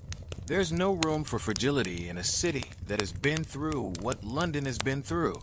The city is being built to last. You pause for a moment, letting the scene before you settle in. You can see the river flowing beneath the bridge, the boats gliding across the water with ease. The streets are alive with activity, workers constructing buildings, children playing, merchants selling their goods. The city feels vibrant again, its heartbeat steady, its people moving forward. And then, as the sun sets, you realize something profound. London, though scarred by the fire, is not broken. It has been forged in the flames, tempered by its trials, and now stands stronger for it. The city has not just survived, it has transcended. The fire, though devastating, has given it the strength to become something more than it was before. It has given the people of London the will to rebuild and the resilience to carry on. The fire may have burned the old city to the ground, but it has given birth to a new one that will carry its legacy forward, stronger and more united than ever. Historians, when they look back on this time, will likely focus on the destruction, on the loss, and on the pain. And it's true, the fire was a devastating event that shaped the course of London's history. But they will also write about the city's resilience, about how it rose from the ashes, rebuilt itself, and emerged stronger for it. They will write about the people who, despite losing everything, came together to rebuild, brick by brick, hand in hand, forging a new identity for London, one that could not be defined by disaster, but by hope. As you stand there, looking at the horizon, you can't help but feel a deep sense of pride. You have witnessed London's rebirth, its transformation from a city of ashes to a city of possibility. The fire may have taken much, but it has also given the city something priceless, a sense of unity, a sense of purpose, and a city that is no longer just surviving, but thriving. The fire may have scarred the city, but it has not destroyed it. London is alive, stronger than ever, and ready to face whatever comes next. And with that, as the last light of day fades into the horizon, you know that this is only the beginning. The fire may have been the end of one chapter, but it is also the beginning of a new one. London will continue to rise, again and again, stronger with each passing day. The transformation of London is far from complete, yet there's a sense of something great unfolding. The streets, once choked with debris, now breathe with life. The buildings, though still in the process of being completed, are starting to stand proud, their stone and brick frames solidifying the future of this resilient city. The rebuilding has brought with it not just physical change, but a new kind of energy, a quiet yet palpable pulse that runs through the heart of London. You wander the streets once more, and though the city is far from finished, it no longer feels like a place caught between the past and the future. It feels like London has found its footing again. The scars of the fire remain, of course, skeletons of homes, ashes of old businesses, but these are now woven into the city's very fabric. They are reminders of where London came from, reminders of the strength it took to rise from those ashes. There's a renewed sense of connection in the air. The fire, as painful as it was, has bound the people of London together in a way that would have been unimaginable before. Where once there was division between the classes, between neighborhoods, there is now a shared understanding. The people have been through the worst, and they have come out on the other side, hand in hand, ready to build something new. They are not just surviving, they are living, together. You pass the familiar faces of those who stayed, who labored to rebuild. The baker, whose bread now fills the air with a comforting scent, smiles warmly at you as you walk by. She is back at her stall, selling loaves of golden bread, just as she always has. But there is something different now. Her movements are steadier, more deliberate, as if each loaf she pulls from the oven is a small victory. She's not just baking bread, she's baking the future of her city, one loaf at a time. The carpenter, too, is hard at work. His hands are calloused, the marks of years of labor, but his face shines with a quiet satisfaction. He's building more than just houses. He's building trust, a sense of security. As he sands down the edges of a new table, he hums softly to himself. The fire may have taken his shop, his tools, and most of his work, but it hasn't taken his love for his craft. It hasn't taken his will to create. The spirit of London is in these small moments, the hands that work tirelessly, the smiles that brighten even the hardest of days, the determination that permeates the very streets. Each person is a thread in the vast tapestry that is London's recovery. The city may be different, but it is undeniably alive. As you move further into the city, you notice the changes that have been made not just in the physical space, but in the very nature of the city. The streets are wider, allowing for better flow of people and goods. The new homes, though simple in design, are sturdy and built to last. There's an efficiency to the way the city is being rebuilt, a sharp focus on function and safety. London, in the wake of the fire, is becoming more than it ever was before. It's becoming a city designed to withstand the elements, to survive whatever the future may bring. One of the most notable improvements is the new fire brigade headquarters, located near the center of the city. The headquarters is a grand building, far larger and more equipped than anything the city had before the fire. It's a symbol of the lessons learned from the tragedy. The people of London, in their grief, have found a way to ensure that such devastation will never happen again. The brigade is well organized, with trained men and women ready to combat any fire that may threaten the city. And behind this headquarters, there's the promise of a safer, more secure London, one that has learned from its past mistakes and is now equipped to protect its future. The community, too, is beginning to rebuild. New social structures are taking shape. The displaced are finding shelter in new public buildings, temporary homes, and even in the homes of their neighbors. The sense of isolation that once gripped the city has begun to fade. There's a new camaraderie in the air. People gather in the evenings, sitting together, talking about the future, about what has been lost, and what is yet to come. There's a shared understanding now, an acknowledgement that while the city is still healing, it is no longer defined by its pain. The fire may have taken much, but it has also given the people of London the opportunity to rebuild not just their homes, but their lives, their connections to one another, and their place in the world. You take a moment to stop by the riverbank once again, watching as the sun begins to set. The Thames is still flowing, its waters now calm and steady. Boats glide across the surface, their sails catching the evening breeze. The river, which was once tainted by the soot of the fire, is now clear again, its waters shimmering with the reflection of the golden light. The river, like the city itself, has been through a great deal, but it has emerged from the fire unchanged, unyielding. It's easy to see the Thames as a metaphor for the city itself. The river has weathered the storm, survived the fire, and now it flows on, just as London does. The city has been tested, but it has not been broken. The people of London, too, are like the river, resilient, determined, and unyielding. They have faced destruction and loss, but they have emerged from it stronger, more united, and more capable of facing whatever comes next. As the days turn into weeks, and the weeks into months, you find yourself looking back on everything that has happened with a sense of quiet reflection. The fire may have been a catastrophe, but in many ways, it was also the catalyst for the city's greatest transformation. London, once so vulnerable, is now stronger, more adaptable, and more connected than ever before. The city has shed its old skin and emerged as something new, something built to last. The people of London have learned the value of community, the importance of safety, and the strength that can come from shared adversity. They've learned that, even in the face of destruction, they can rebuild. They've learned that their resilience is their greatest asset, and most importantly, they've learned that together, they can face anything. You walk through the streets again, taking in the changes, feeling the pulse of the city beneath your feet. London is no longer just a city.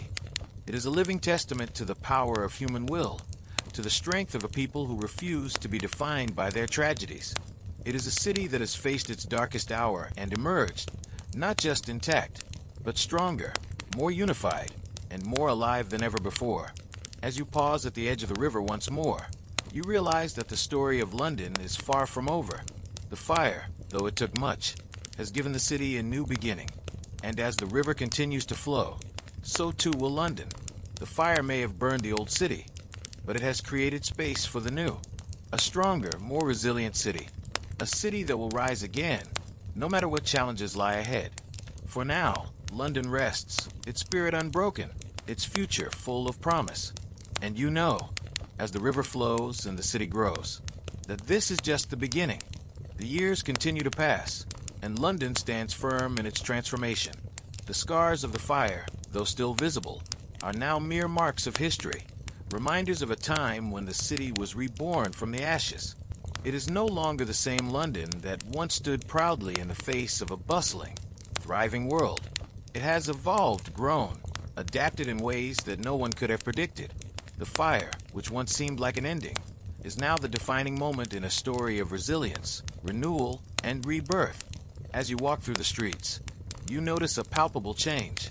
The city no longer feels like a place in recovery. It feels like a place of thriving prosperity. The noise of the markets, once filled with the panic of rebuilding and loss, now carries a melody of everyday life. Laughter, bartering, gossip, and music. London has redefined itself. The streets are lined with flowers, the air filled with the smell of fresh bread, and the sounds of conversations that don't have to center on what was lost, but on what's being built. The public spaces, once barren, are now filled with families, children playing in parks, and workers taking a well-deserved rest after another long day. The parks are carefully designed, green spaces that offer more than just beauty, but also a quiet place for reflection. Each tree planted, each flower bed tended to, feels like a quiet tribute to the city's transformation.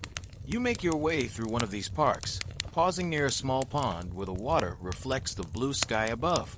The park, surrounded by trees and lush greenery, is a welcome relief from the bustling streets. The benches that line the pathways are well worn now, the wood smooth from the many hands that have rested on them, watching the world go by. Families gather here, sitting on the grass or walking along the path, enjoying the peace that the park offers. It's a stark contrast to the days following the fire, when the city's soul seemed to be swallowed by ash and smoke. Now, life has returned to every corner of London, and it feels as though the city itself is breathing once more, its lungs filled with the fresh air of recovery. You sit on one of the benches, the weight of the past still heavy, but no longer oppressive. As you look out over the park, you realize that the fire, though it took so much, also gave London an opportunity to reinvent itself. The destruction cleared the way for something better, a city that is now more aware of its needs, more attuned to its vulnerabilities, and more united than ever before. In the distance, you hear the sounds of children laughing. You can see a small group running after a butterfly, their feet skipping along the path, their voices carried on the breeze. For a moment, you allow yourself to feel the hope that is so quietly present in the city's heart. The children, their faces lit with innocence and joy, are the future of London. They will grow up in a world shaped by the lessons of the fire, a world where safety, unity, and resilience are valued above all else. As the days stretch into the months, the memory of the fire, though still in the hearts of those who lived through it, begins to fade. It becomes part of the city's history, woven into the fabric of London's identity, but it no longer defines the city. The people, having been forged in the fire, now work together to build a future that honors their shared past while looking forward with determination and hope. In the neighborhoods that once bore the brunt of the fire's fury, new businesses are beginning to open. Some of the old shops have been rebuilt, but many new ones have sprung up in their place, each bringing something unique to the city's diverse fabric. There's a sense of innovation in the air, a sense that London is no longer just a city of survival. It is a city of creation, of forward-thinking ideas and ambition. You pass a group of craftsmen working on a new piece of public art, a large sculpture that will stand in one of the newly redesigned public squares. It is a beautiful piece, its curves and lines flowing in a way that almost seems to mirror the movement of the river. It is bold, daring, and yet, somehow, a perfect reflection of the city itself. It is a testament to the people of London, how they have endured, how they have rebuilt, and how they continue to create beauty out of the wreckage of their past. You stop for a moment outside one of the newly built public buildings, a library, with its elegant columns and expansive windows. It's a symbol of the city's commitment to education, to progress. Inside, the shelves are filled with books, stories of the past, ideas for the future, and the dreams of every person who has walked through these doors. The library, like so many other new buildings in the city, is not just a place for gathering information. It is a space where people come together to dream, to learn, to imagine. You enter the building, and the scent of paper and ink fills the air. The light streaming through the windows casts long shadows across the polished floors. There are people here, students, writers, the curious, each immersed in their own world. As you make your way through the aisles of books, you feel a sense of quiet peace settle over you. The fire may have taken away so much, but also left the city with an opportunity to create something better. The library is a place where that future is being written, page by page, word by word. As you leave the library and walk through the city once more, you can feel the steady pulse of life around you. The fire may have consumed London, but it could not consume the city spirit. That spirit is alive in the people you pass on the street, in the buildings that rise from the ashes, in the voices that fill the air with stories of resilience and hope. The sun is setting as you reach the riverbank once again. The light is soft, casting a golden hue over the water, which reflects the colors of the sky. You pause to watch the boats glide by, their sails catching the wind as they move downstream. The river, steady and unyielding, carries on, just as London does. The city, like the water, has found its flow again. It has endured, it has rebuilt, and it continues to move forward. And in that moment, you know that this city, this resilient, ever-evolving London, will always rise. It will rise from the ashes of disaster. It will rise through the challenges of the future. And it will rise as a beacon of hope for those who come after it. The fire may have left scars, but it has also created a city that is stronger, more united, and more alive than it has ever been. As the night deepens and the stars begin to appear in the sky, you reflect on all that has happened.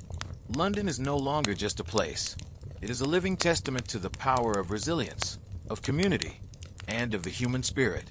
It is a city that has faced its darkest hour and emerged stronger for it. And as the city sleeps, its heart beats steadily, knowing that it will rise again, just as it always has, just as it always will. Tomorrow will bring new challenges, but for tonight, London rests, knowing that it has already overcome the greatest of them all. And with that thought, you turn and begin to walk back into the city, ready for whatever comes next. As the city of London continues its steady march toward a brighter future, the pulse of daily life beats with an energy that's almost palpable. The smoke from the fire, now a distant memory, has been replaced by the scent of fresh bread, the hum of conversation, and the comforting sounds of life unfolding once again. The streets, though still carrying the scars of destruction, are full of purpose, each building rising from the rubble a testament to the determination of its people. It's been years now, and you feel that the transformation is no longer just physical. It's cultural, emotional, and even spiritual. London is not just rebuilding. It is reinvigorating itself, casting off the remnants of its past weaknesses and emerging with a sense of collective strength. The people who have stayed through the worst, those who have built this new version of London, have done so not just with their hands, but with their hearts. They've poured their resilience into the city, crafting something more enduring than just buildings and streets. They've created a renewed sense of identity, pride, and unity. The new buildings rising across the city seem almost to have their own rhythm. Where the fire once reduced them to ash, they now stand tall, proud, and functional. No longer just a place to live or work, but a place that carries meaning, that represents the spirit of London itself. The city, though physically rebuilt, is beginning to feel more alive than ever before. You pass through one of the newly rebuilt neighborhoods, where homes are lined up with an impressive orderliness. These houses are designed with durability and space in mind, built to last through the centuries.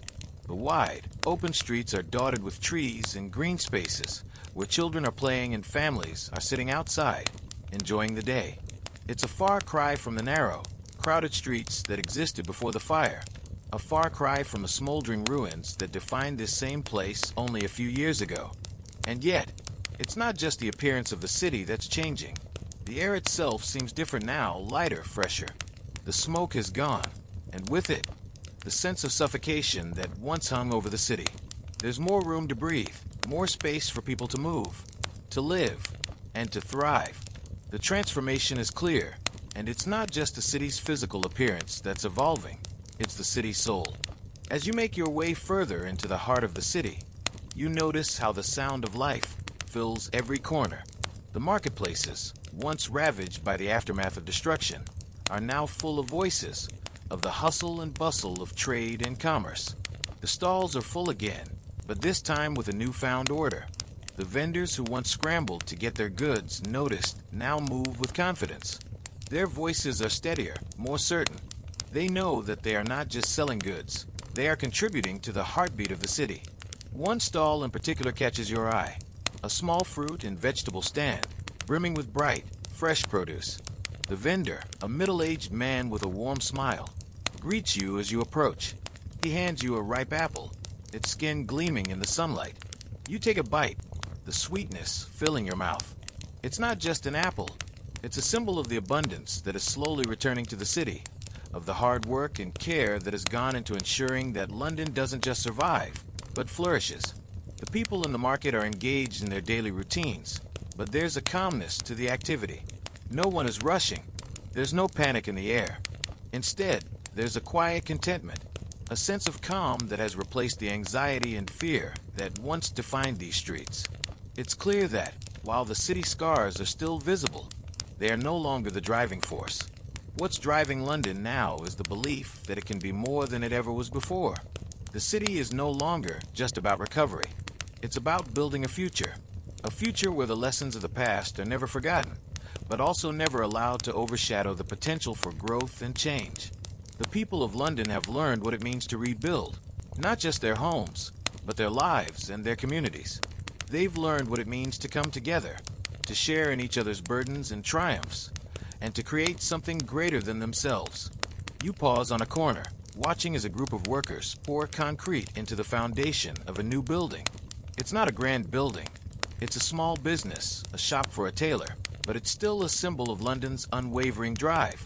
The work is slow, but it's steady, and with each passing day, you can feel the city rising again, brick by brick, hand by hand. The pace may not be fast, but it is relentless. There's no stopping London now. You find yourself walking past the remnants of an old cathedral that had been partially destroyed in the fire. Where there was once only ruin, there now stands a stone foundation. The pillars have been restored, but the grand roof remains absent.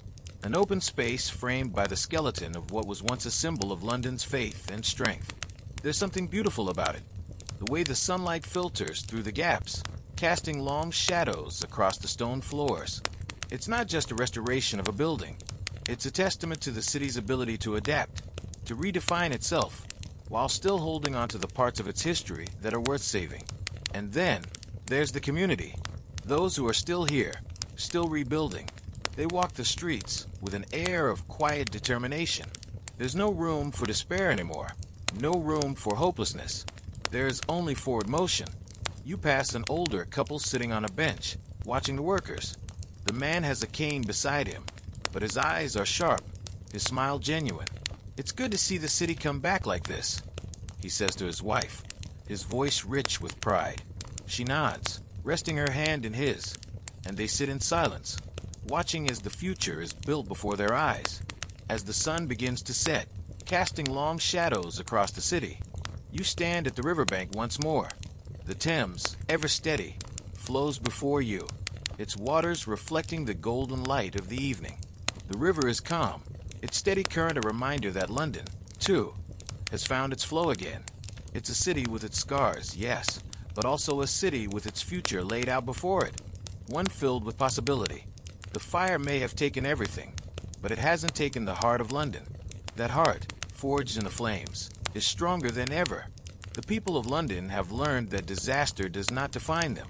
They have learned that survival is not just about existing, but about rising. And rise they have. You take a deep breath, looking out over the water. The city is full of life. It's full of hope. It's full of stories yet to be written. And in that moment, you know that London, scarred but unbroken, will continue to rise, again and again, as it always has. Tomorrow will bring new challenges, new opportunities, and new triumphs. But for tonight, the city rests, its heart beating strong and steady, knowing that it has already overcome the greatest of trials. The fire is gone, but its legacy remains, and with it, the promise of a future that, though uncertain, is full of hope. And so, as the night deepens and the stars twinkle above, you know that this is not just the end of a chapter. It's the beginning of a new one. The story of London continues, stronger and more vibrant than ever before. The transformation of London continues, its heartbeat growing stronger with each passing day. The city is no longer just a place of recovery, but a living testament to resilience, a living organism that pulses with energy, innovation, and the quiet power of collective will.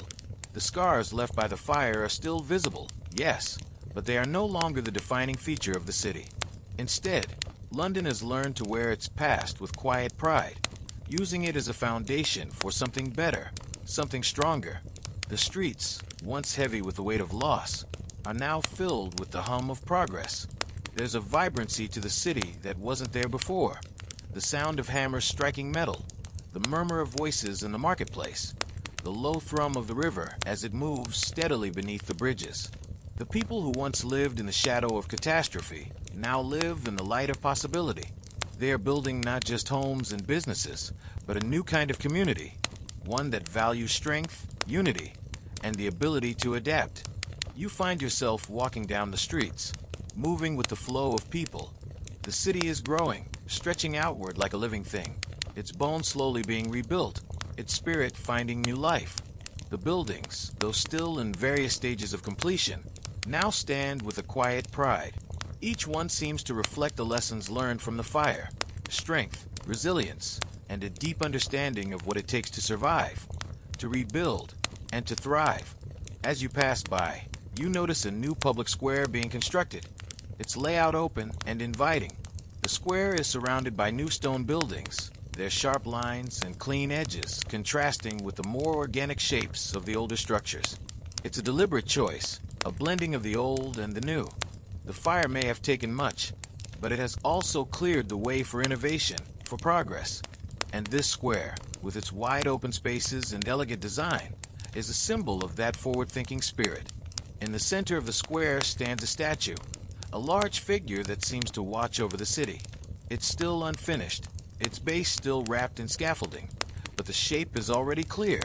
A tall, proud figure of a man, arms outstretched, his gaze fixed on the horizon. The statue is meant to represent the spirit of the city itself, the spirit of those who have rebuilt, those who have risen from the ashes, and those who will carry London into the future. It's a figure of strength, but also of hope, a reminder that the city is not defined by what has been lost, but by what has been gained in the process. You stop for a moment, taking in the scene. The square is empty for now, but it won't be for long. Already, you can imagine it. People gathering here to talk, to share, to celebrate life and community. The statue, once completed, will stand as a silent witness to the city's continuing evolution, to the stories that will be written here, in this very place. Walking further into the city, you notice how the new buildings reflect a deeper understanding of the need for both function and beauty. The fire may have consumed much of London, but in the process, it has also shaped the way the city thinks about itself. The new buildings are not just designed to house people, they are designed to uplift them. The lines are cleaner, the spaces are open, and there's an emphasis on light and air. London has learned that it is not enough to rebuild. It is necessary to rebuild better, with a keen awareness of how architecture can shape the people who live within it.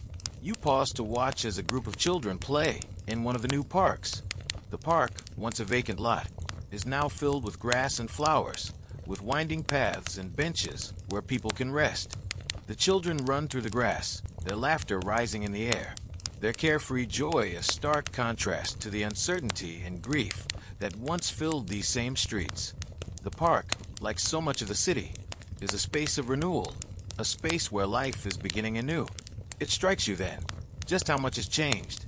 The city, though forever altered by the fire, is no longer just about recovery, it's about growth. It's about the future.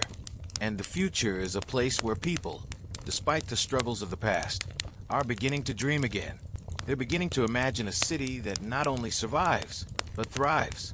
As you continue walking, you hear the soft sound of a violin playing in the distance. You follow the music, drawn to its melody, until you come across a small outdoor concert. A group of musicians, some of whom you recognize as part of the city's growing arts community, are playing in one of the newly renovated public squares. The music is soft, but there's a joy in it, a sense of hope, of renewal, that matches the spirit of the city. The crowd is small, but there's a quiet energy to it, a sense that this is something new, something fresh. The people who gather here are not just watching, they are participating. Some tap their feet to the beat, others close their eyes, lost in the music. It's a moment of connection, of shared experience. And in that moment, you can see just how much the fire has changed London. It didn't just burn buildings. It forced the city to reevaluate what really matters. Connection, culture, and community. You stay for a while, letting the music wash over you. It's a small concert, an informal gathering, but it feels significant. This is the new London. It's not about what was lost. It's about what can still be created, still be shared. The arts, once thought of as a luxury, are now a vital part of the city's identity. Music, literature, theater. These things are what make a city feel alive, feel human. And London, though scarred, is learning to embrace this part of itself once again. Later that evening, as the sun sets over the city, you stand by the river once more. The water, calm and steady, reflects the soft colors of the evening sky, the golden hues of the setting sun giving way to the deep blues of night. The city, bathed in the soft glow of the last light, feels peaceful. The river flows steadily, as it always has, a reminder that while the city has been changed by the fire, it will always endure. You take a deep breath, the cool evening air filling your lungs. London is no longer just a place. It is a symbol of what can be achieved through hardship, through unity, and through resilience. The fire may have taken much, but it has also given the city something that will last far longer. A renewed sense of purpose, a renewed sense of community, and a renewed sense of what it means to be alive in this city.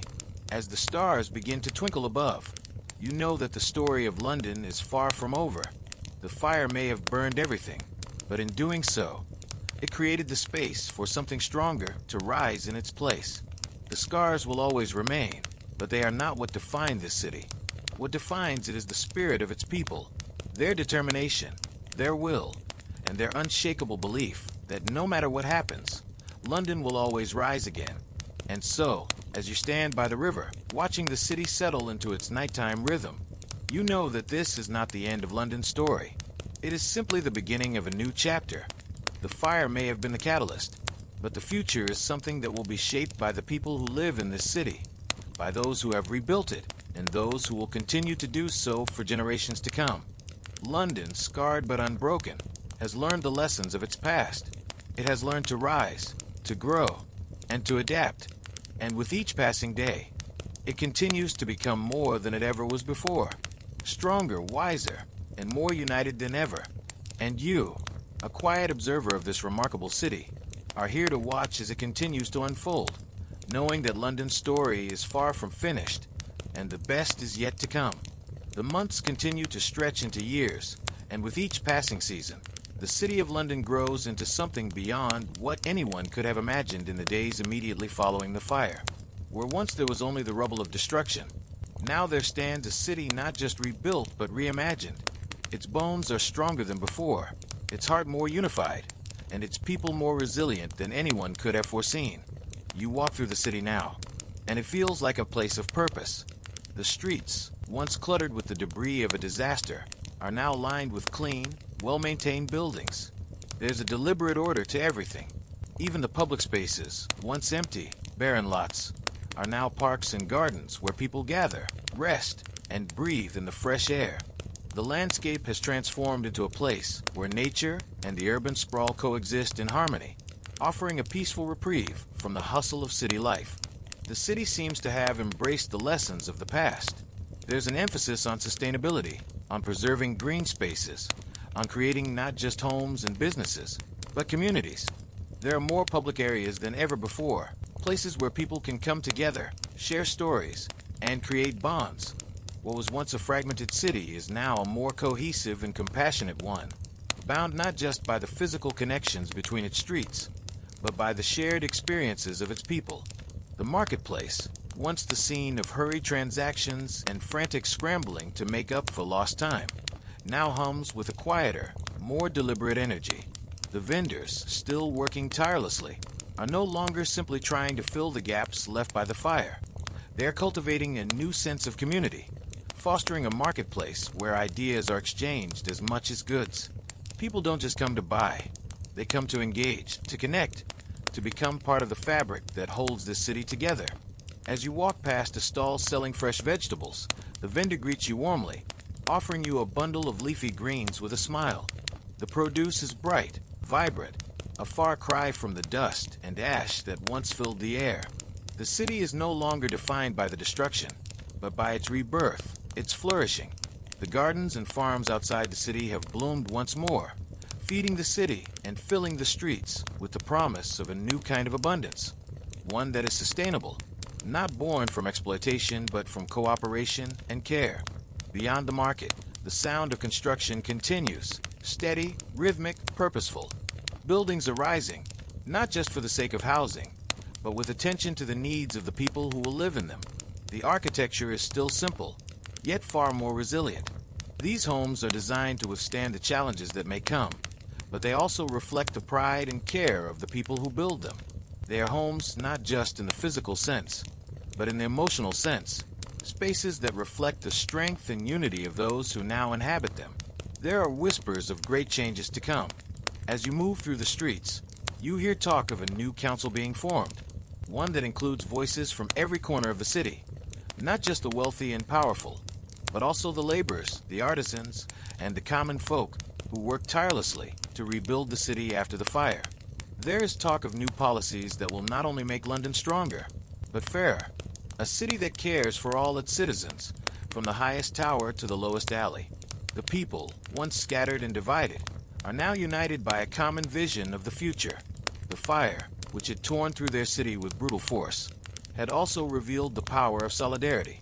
It had shown the people of London that when they worked together, when they shared their resources, when they opened their hearts to one another, they could overcome any disaster.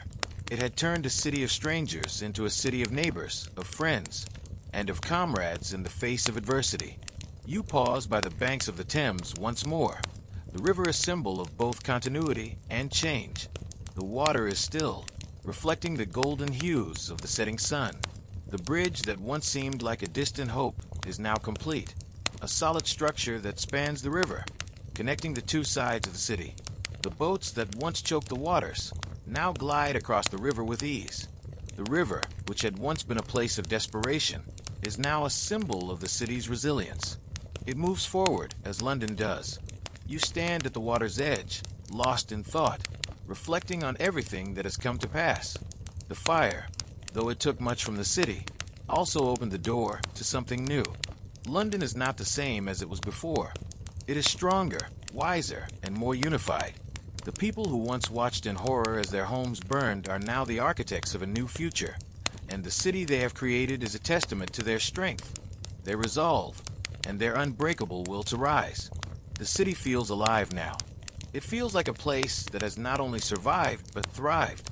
And yet, you know that this is not the end. It never will be. London, like the river that flows through it, is always moving forward, always changing, always growing. The fire may have been a catalyst for its transformation, but it has only set the stage for the future. The story of London is still being written, and each day, each moment, is a part of that story. There is still much to do. There are still challenges ahead, still obstacles to overcome, but the people of London face them with a quiet confidence, with a belief that they can overcome anything. The fire may have burned the city, but it has not consumed it. It has forged something stronger, something more united, something more beautiful than ever before. You continue walking through the city, your footsteps light on the pavement. The sun sets, and the city is bathed in the soft glow of evening. The streets are still filled with life, but there is no sense of rush. People walk slowly, taking in the evening air, enjoying the last moments of daylight before the night settles in. The city is peaceful, but you can feel the energy of possibility in the air. London, though forever changed, is not defined by what it has lost. It is defined by what it has built. It has been through fire and come out the other side stronger, more unified, and ready to face whatever the future may bring. And as you look around, you realize something profound. London's spirit is not bound by the past. It is not bound by the fire. It is bound only by the people who call it home, by their unbreakable will, and by their shared commitment to building something that will last long after the ashes have settled.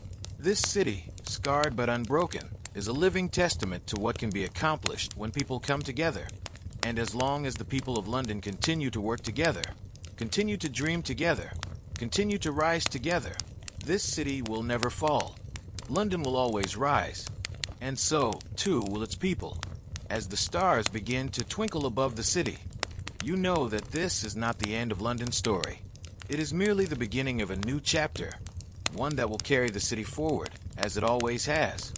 The years pass, and London continues to evolve in ways that once seemed impossible. The fire, though it left deep marks on the city's history, has become a distant memory, woven into the fabric of the city's identity. The physical scars of the fire, the ruins, the vacant lots, are slowly but surely being replaced by new structures, new hopes, new dreams. London has not only survived the fire, it has thrived in its wake. The streets are fuller now, but there's a calmness to the activity. The people, who once worked frantically to restore what was lost, now work with a sense of purpose, of pride. The frantic energy of the past has been replaced by a quiet determination to continue rebuilding, not just the city, but the community that lives within it.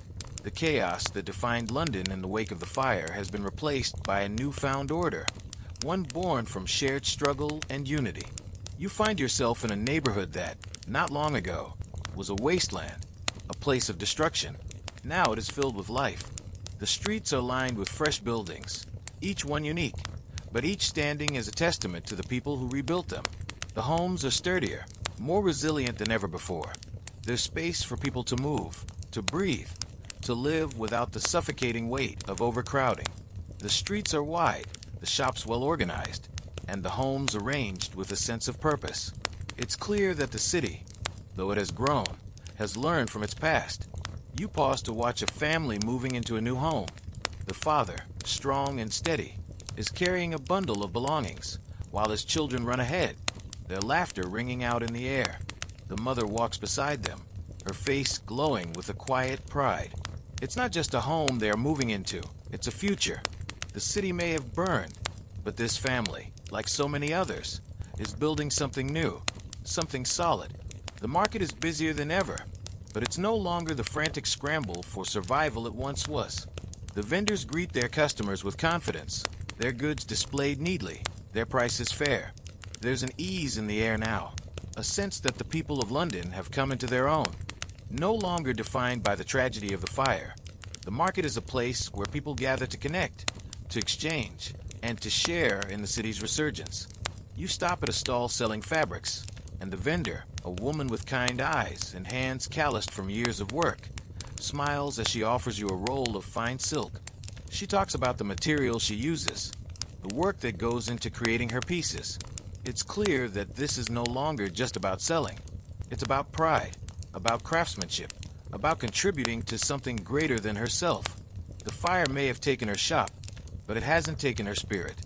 And it's that spirit, that quiet pride, that makes the market and the city feel alive. Further down the street, a group of workers are constructing a new public square. It's an ambitious project, an open space surrounded by greenery, with fountains and benches where people can gather and relax.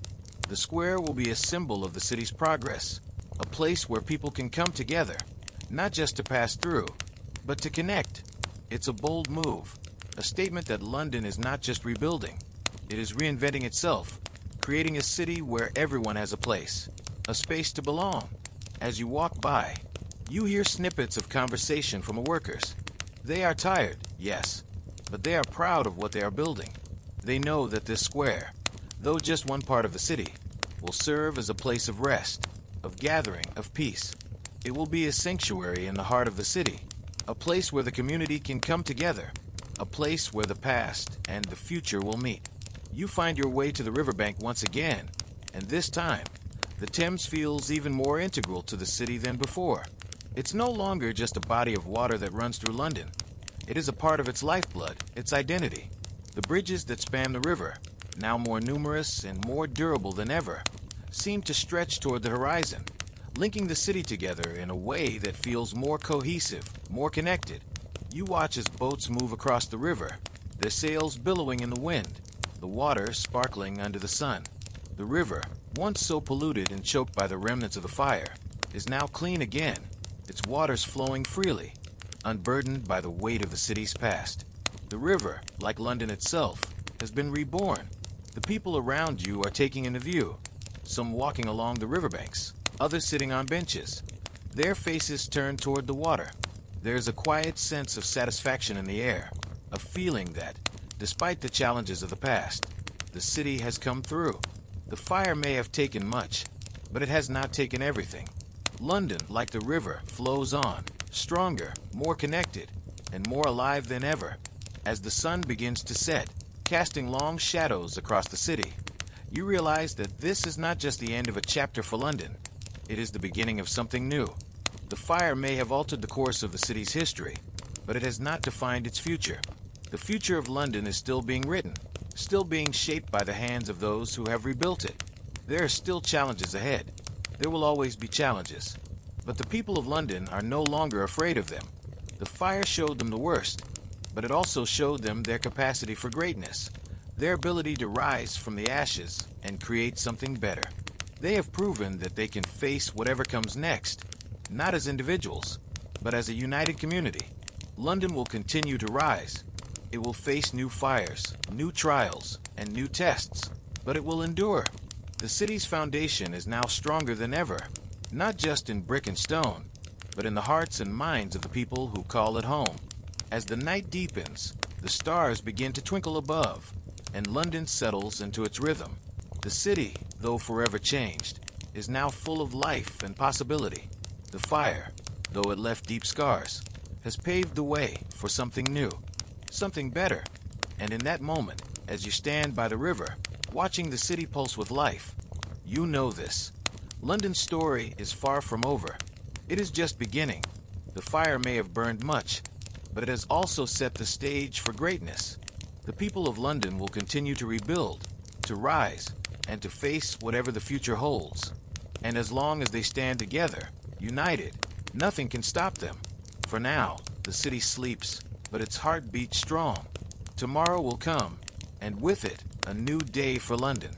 And London will always rise. As the years continue to unfold, London's transformation from a city scarred by fire to one of the most vibrant metropolises in the world feels almost magical in its progress.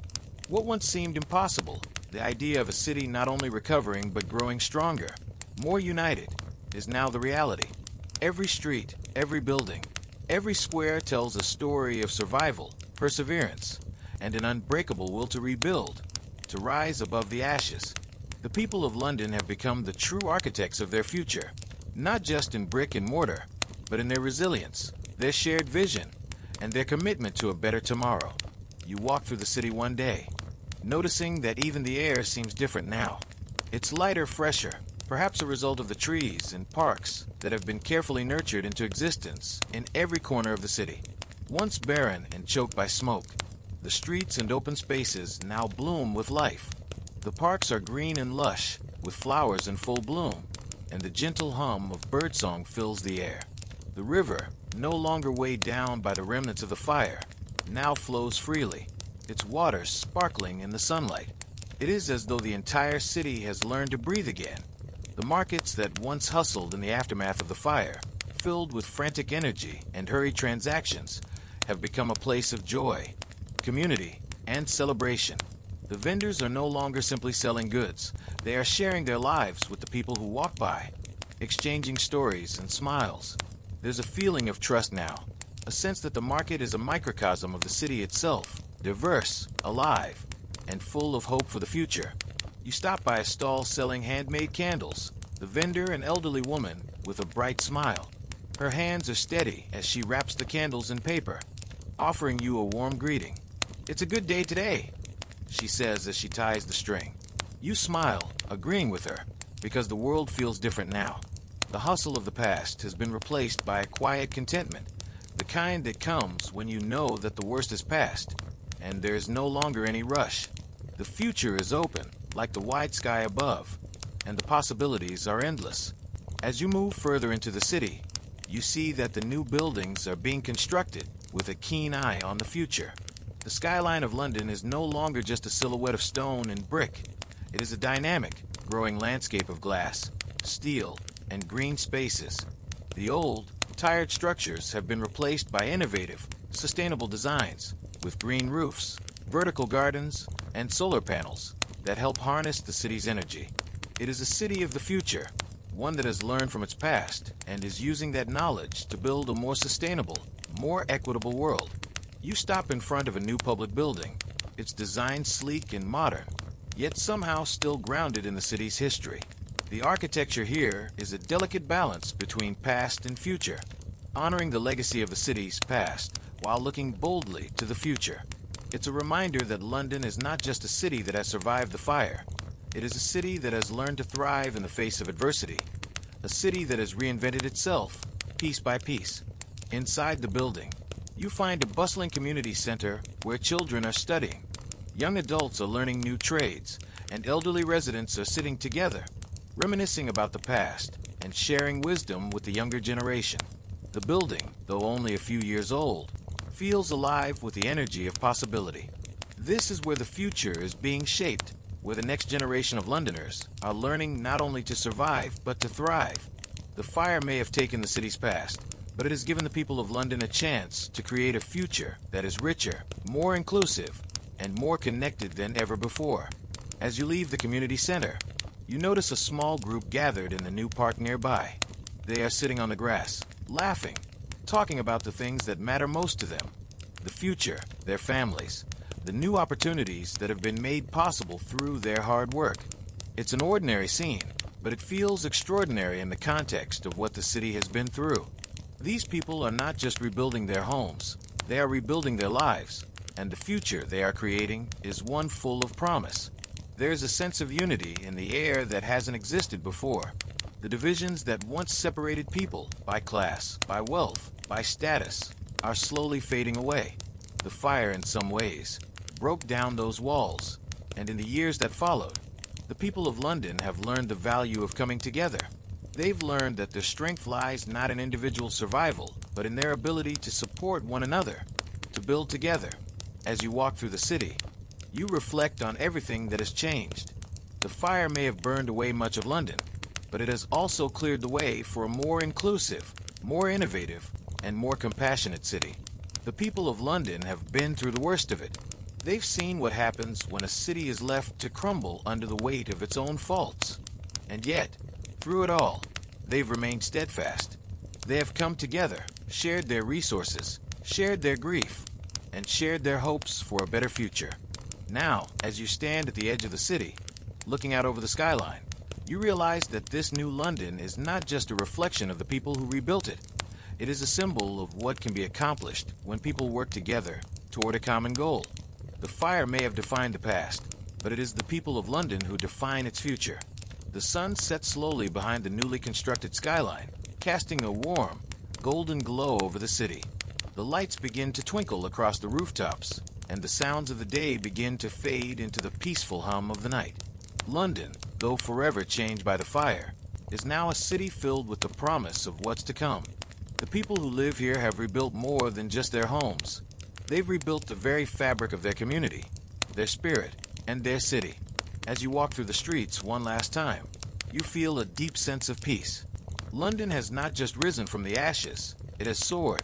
The fire may have burned everything to the ground, but in doing so, it created space for something new, something better, something stronger. The people of London, through their resilience, have created a future that will stand the test of time. Tomorrow will bring new challenges, but for tonight, the city rests in the quiet satisfaction of knowing that it has survived, that it has endured, and that it will continue to rise. As you stand in the heart of the city, looking up at the stars above, you understand now. London's story is not one of destruction, but of rebirth. It is not a story of endings, but of new beginnings. The fire may have taken much, but it has left behind the most important thing of all: the spirit of the people who refuse to be defeated, who refuse to let the past dictate their future. London will always rise. As London continues to rebuild itself, time becomes both a healer and a reminder. The scars of the Great Fire are still etched into the city, yet the new chapters being written daily fill the once devastated streets with purpose, hope, and unity.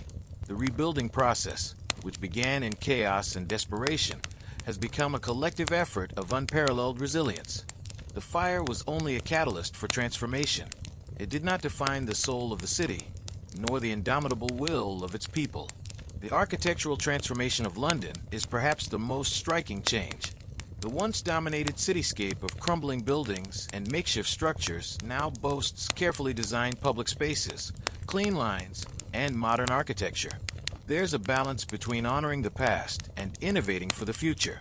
The old wooden homes that once crowded the streets have been replaced by sturdy stone and brick houses, more resilient to the elements and fires, with wider roads between them, allowing the city to breathe. But it's not just the buildings that have changed. The people of London have changed, too.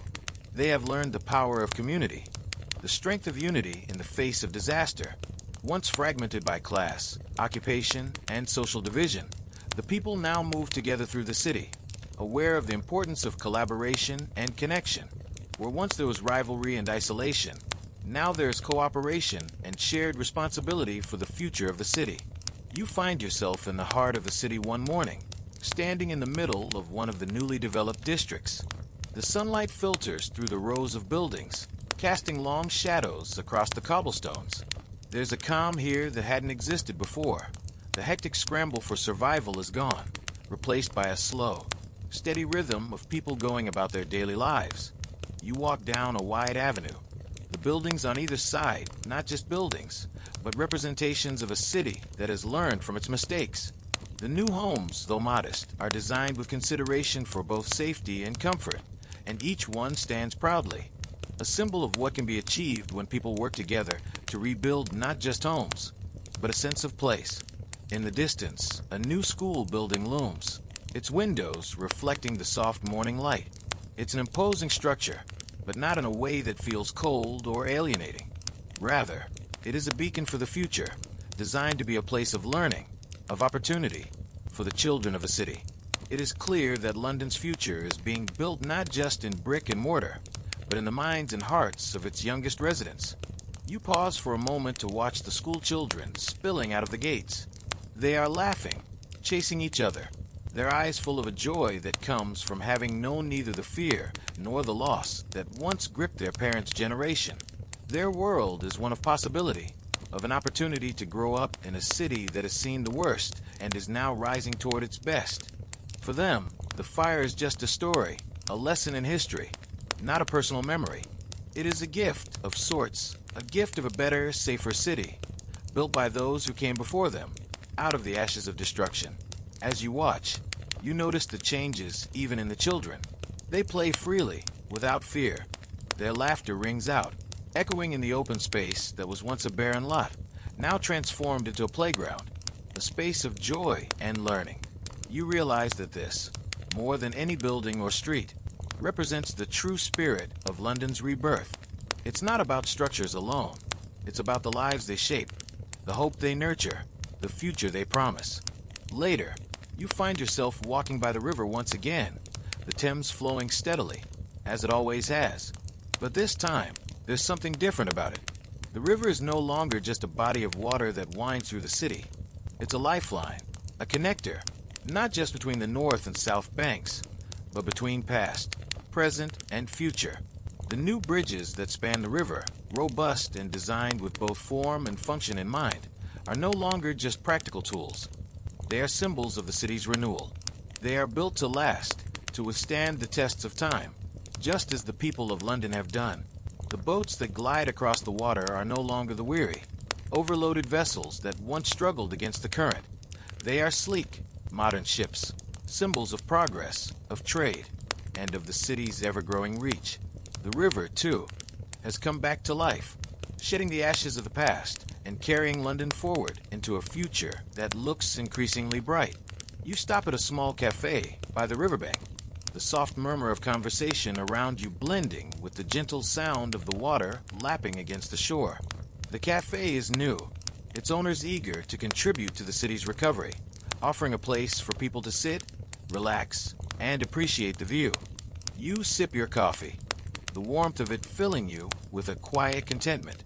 The fire may have taken much, but it has also cleared the way for new opportunities, new dreams. As you look out at the city, you realize that, despite everything London has been through, it's a place full of possibilities. The fire may have swept through the city like a storm, but what it left behind was the fertile ground for something better, something brighter.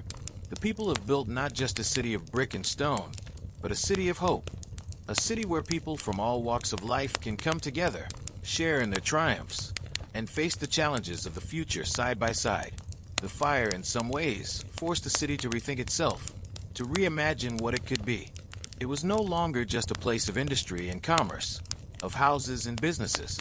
It had become a place of community, of resilience, of shared experience. The streets no longer merely connect places, they connect people. The city itself is no longer a collection of buildings, but a living, breathing organism that thrives through the strength of those who inhabit it. You feel the weight of this transformation settle over you, a quiet sense of peace. London has not just survived, it has been reborn. The city's future is no longer uncertain. It is full of promise. The challenges are still there, but the people of London are no longer intimidated by them. They have rebuilt their homes, their businesses, and their spirits. They are ready for whatever comes next. And as the sun begins to set, casting a golden glow across the river and the city beyond, you know that this is not the end. The story of London is ongoing, unfolding with each new day. The fire may have burned the old city, but it has created space for something new, something stronger. The people of London are the heart of this city, and as long as they continue to rise, so too will the city itself. You take one last look at the skyline, the buildings glowing in the fading light, and you realize something important. London will always rise. It will face challenges, it will endure hardships, and it will grow. But through it all, it will continue to rise, just as it always has. Tomorrow will bring new opportunities, new challenges, and new triumphs. But for tonight, London rests, knowing that it has already overcome the greatest of tests. The fire may have taken much, but it has also given the city something more valuable, a second chance, a future to build upon, and a spirit that can never be broken. And with that thought, you walk away, knowing that London's story is far from over. It is only just beginning. As the days roll into months, and the months stretch into years, London settles into a rhythm, not of mere survival, but of flourishing. The scars of the past, the smoldering ruins of the Great Fire, have become part of the city's tapestry, woven into the very fabric of its identity. But now, they serve as a reminder of the strength and resilience it took to rebuild, to emerge not just unscathed, but transformed. The city that once felt fragile, teetering on the edge of destruction, is now a robust, dynamic force in its own right, filled with energy, possibility, and unshakable resolve. You walk the streets once more, and it is impossible to deny the energy that pulses through the city. There is a collective sense of pride here, an unspoken understanding that London has not just rebuilt itself, but remade itself. It's a new London, forged from the lessons of the past, built on the shared struggles of the people who lived through it. There is a sense of unity that wasn't there before. People from all walks of life, all backgrounds, all professions, are now part of a greater whole. The fire may have taken away their homes and businesses, but it has given them something more valuable, a new sense of community, of connection. The streets are filled with people once again. The markets hum with activity, though the frantic rush of survival has been replaced with the steady pulse of normal life. The vendors call out their wares, but it's no longer with the desperation they once had. Instead, there's a quiet confidence, a belief that the city is no longer defined by its struggles. It's defined by its triumphs. The rebuilding of London wasn't just about constructing buildings. It was about rebuilding a sense of trust, a sense of belonging, and a sense of shared purpose. As you walk down one of the wide, newly designed streets, you pause to take in the view. The buildings here, though modern in design, still carry a sense of history in their bones. There's a balance between the old and the new, a marriage of the city's rich past and its bold future. The fire, though devastating, has created the space for this balance to flourish. There's no rush to rebuild for the sake of speed. Everything is carefully planned, thoughtfully constructed. The architects, the builders, and the city planners all share one goal: to create a city that stands not just for the present, but for the future. A city that can withstand whatever may come next. You pass a building that's still under construction, its scaffolding climbing up into the sky. The workers are busy, their movements fluid and practiced as they go about their tasks. The noise of hammering, of metal being shaped, fills the air. But there's no sense of urgency, only the steady, reliable rhythm of labor. It's clear that this city is no longer about quick fixes or hasty repairs. It's about taking the time to get it right, to build something that will last, something that will stand as a testament to the strength of the people who built it. As you continue your walk, you come across a public square, one of the new green spaces that have become a central feature of the city's landscape. The square is full of life, children running, people sitting on benches reading, couples strolling hand in hand. There's a sense of calm here, a quiet energy that reflects the city's newfound sense of peace.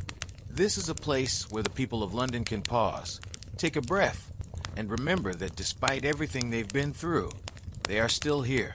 The city has not just survived, it has learned to thrive. The gardens in the square are lush, filled with flowers that burst in vibrant colors, trees that provide shade, and winding paths that encourage slow, thoughtful walks. The fire may have stripped away much, but in its place has come a city that values not just progress and growth, but beauty and peace. The city, once choked by smoke and debris, is now alive with the natural world, a perfect blend of nature and urban life.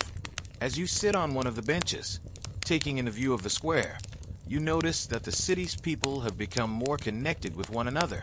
They are no longer just strangers passing through the streets. They are neighbors, friends, colleagues. People greet one another on the street, share casual conversation, and help each other without hesitation.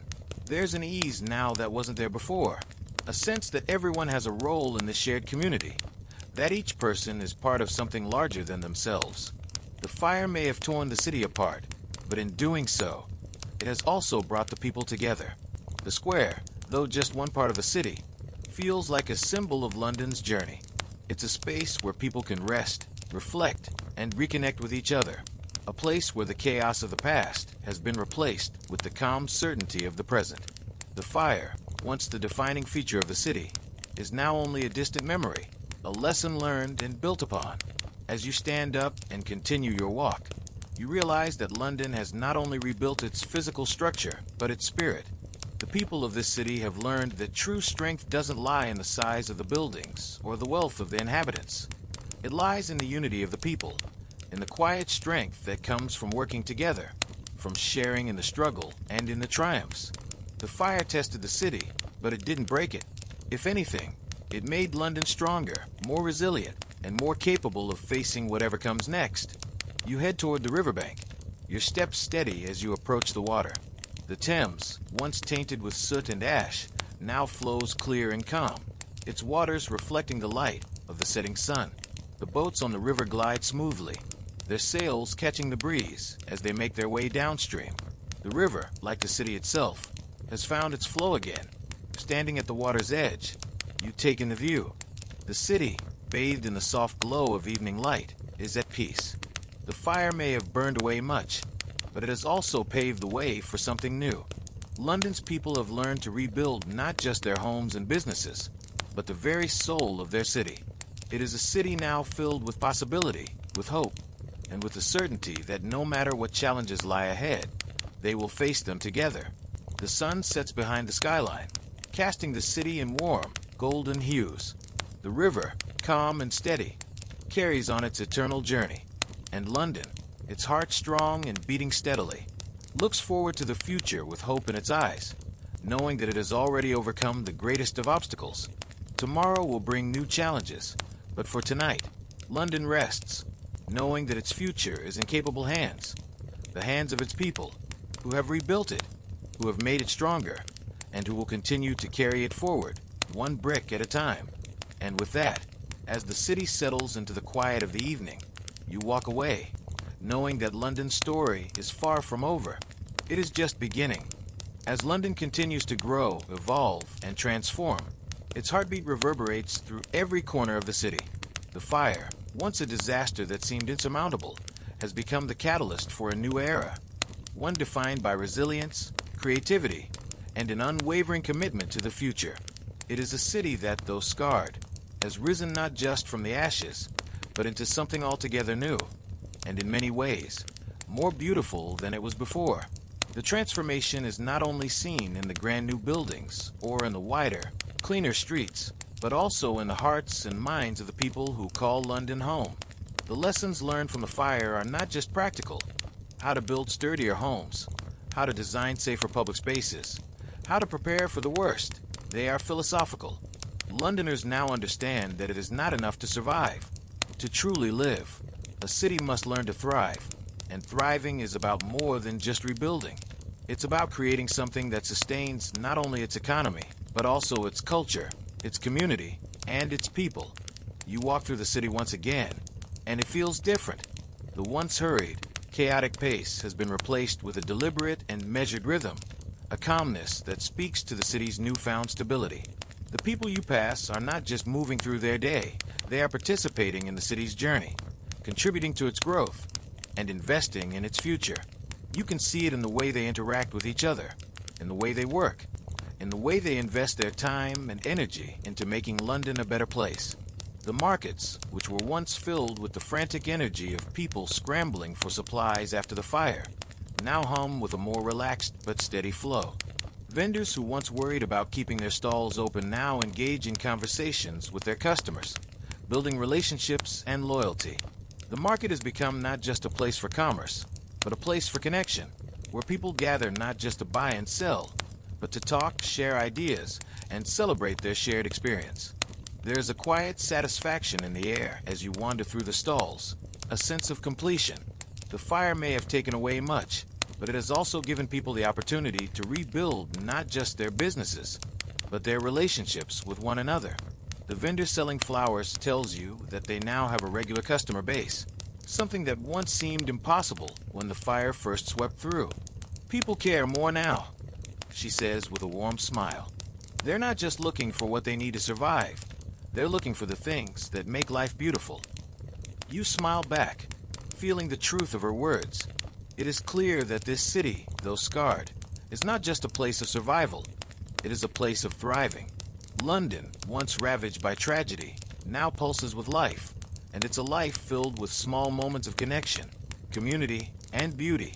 As you move further into the heart of the city, you see the changes that have taken root in the neighborhoods.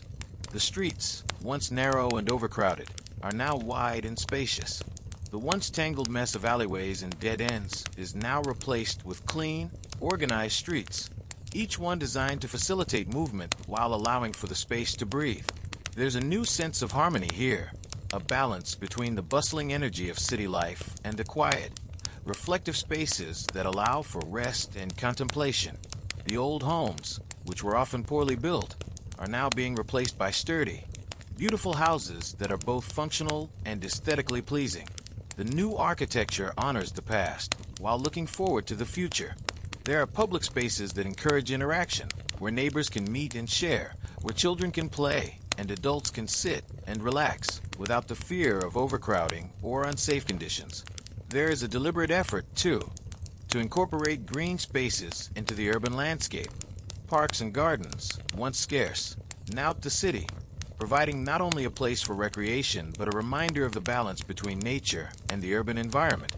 You stop in one of these parks, taking a moment to sit on a bench and take in the view. The flowers are in full bloom, and the trees offer shade from the sun. There's a softness in the air, a gentle breeze that carries the scent of flowers and fresh grass. You watch as families gather, children running around, laughing and playing, a scene of peace that feels so different from the chaos of the past. Even as you sit and reflect on the growth and transformation that has taken place, you can hear the steady hum of construction in the distance. London is not finished. It is still growing, still evolving, still learning how to be a city that will stand for centuries. There are new buildings being constructed, some residential, others commercial, each designed with the future in mind. The city is becoming a place where progress and preservation walk hand in hand, where old buildings are preserved not for nostalgia, but for their place in the story of London, and new structures are built not just to serve a purpose, but to create a vision for what is possible. The landscape is changing, yes, but there's an energy here that tells you London is not done yet. There's a quiet excitement in the air, an understanding that the future is full of promise.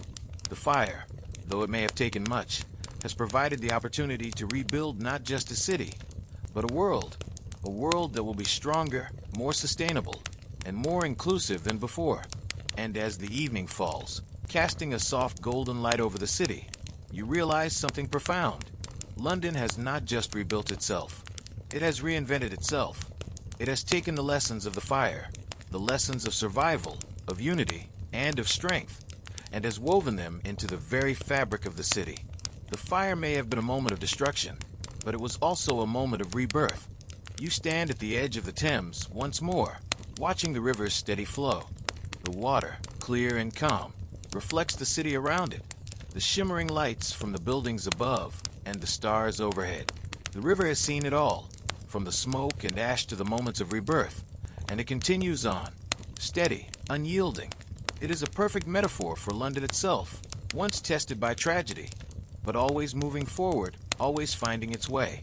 As the city settles into the night, you take one last look at the skyline, the buildings glowing softly in the twilight. The lights twinkle like stars, a reflection of the spirit of the city, vibrant, full of life, and filled with hope for the future. London, though forever changed, is now more alive than ever. The fire, though it took much, has given it the chance to become something greater. Tomorrow will come, and with it, new challenges and opportunities. But tonight, the city rests, knowing that it has not just survived, it has thrived. London's story is far from over, and the best is yet to come. As London moves into the years following the fire, it has become more than just a city.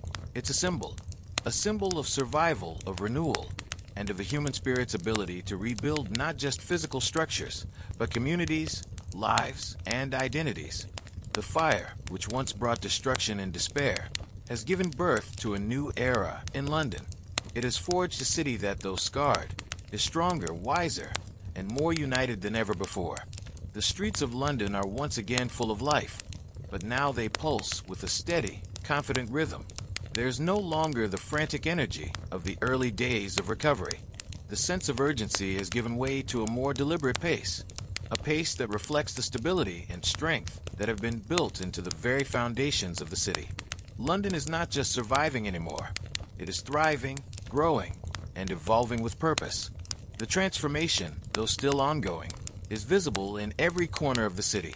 The architecture, once rebuilt with speed and necessity, now stands as a blend of beauty and function, with modern designs integrated seamlessly into the historical fabric of the city. The old and the new coexist in harmony, as though the city has learned how to embrace its past while boldly stepping into the future.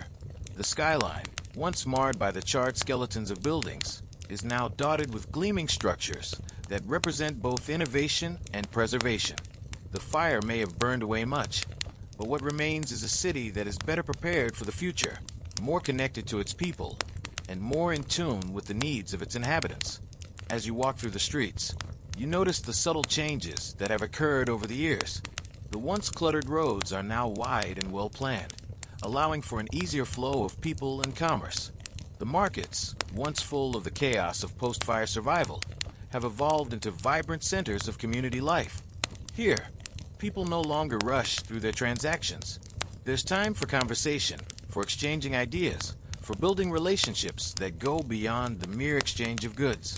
It's clear that the fire, though it brought immense hardship, also sparked a change in how Londoners view each other. They are no longer just individuals living in close proximity.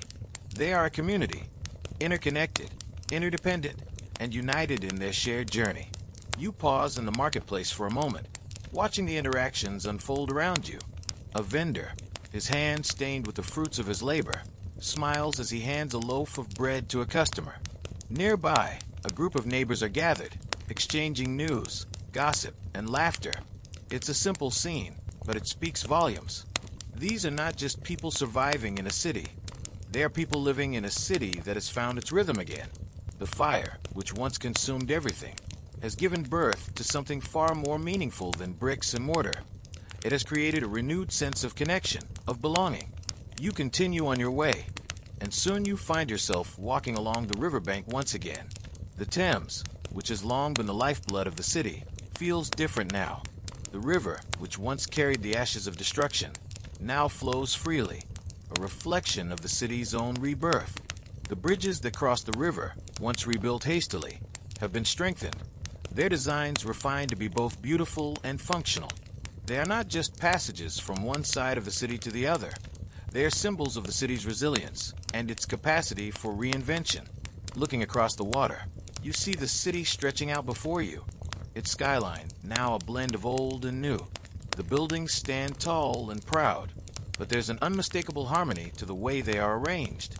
The city, which once seemed to have been fractured by the fire, now feels like a cohesive whole, a place where the past and future coexist in a way that honors both. As you walk further, you come across a public park, one of the many green spaces that have been created in the wake of the fire. The park is alive with activity. Families are picnicking, Children are playing, and elderly residents are sitting on benches, enjoying the warmth of the sun. There's a peace here, a calmness that hasn't always been present in the city. The fire, though it burned away so much, has given rise to a new kind of life, a life that is not only about survival, but about flourishing. The trees in the park are tall and strong, their branches reaching high into the sky, their leaves rustling gently in the breeze. The flowers bloom in vibrant colors, filling the air with their sweet fragrance. You sit on a bench for a while, watching the scene unfold. The fire, which once took so much, has created space for new growth. The people of London have learned that life, much like nature, will continue to find a way to flourish, even after the most destructive of storms. The sun begins to set, casting a soft, golden light over the park and the city beyond. The river sparkles in the fading light, and the city hums with the quiet energy of evening. The fire may have taken much, but it has also given London the opportunity to create something stronger, more unified, and more resilient. The people of this city are not just survivors, they are creators, builders, dreamers. They have rebuilt not just the physical structures of the city, but the very essence of what it means to live together, to share in the creation of something beautiful. As night falls, the lights of the city flicker to life, casting a soft glow over the streets and the river. The city is awake with possibility, and yet there is a peace to it now. London has not just survived, it has become something more than it ever was before.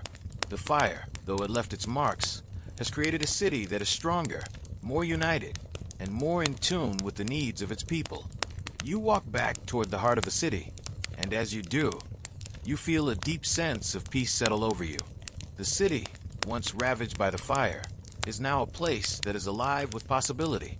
It has learned from its past, and in doing so, it has shaped a future that is bright with hope.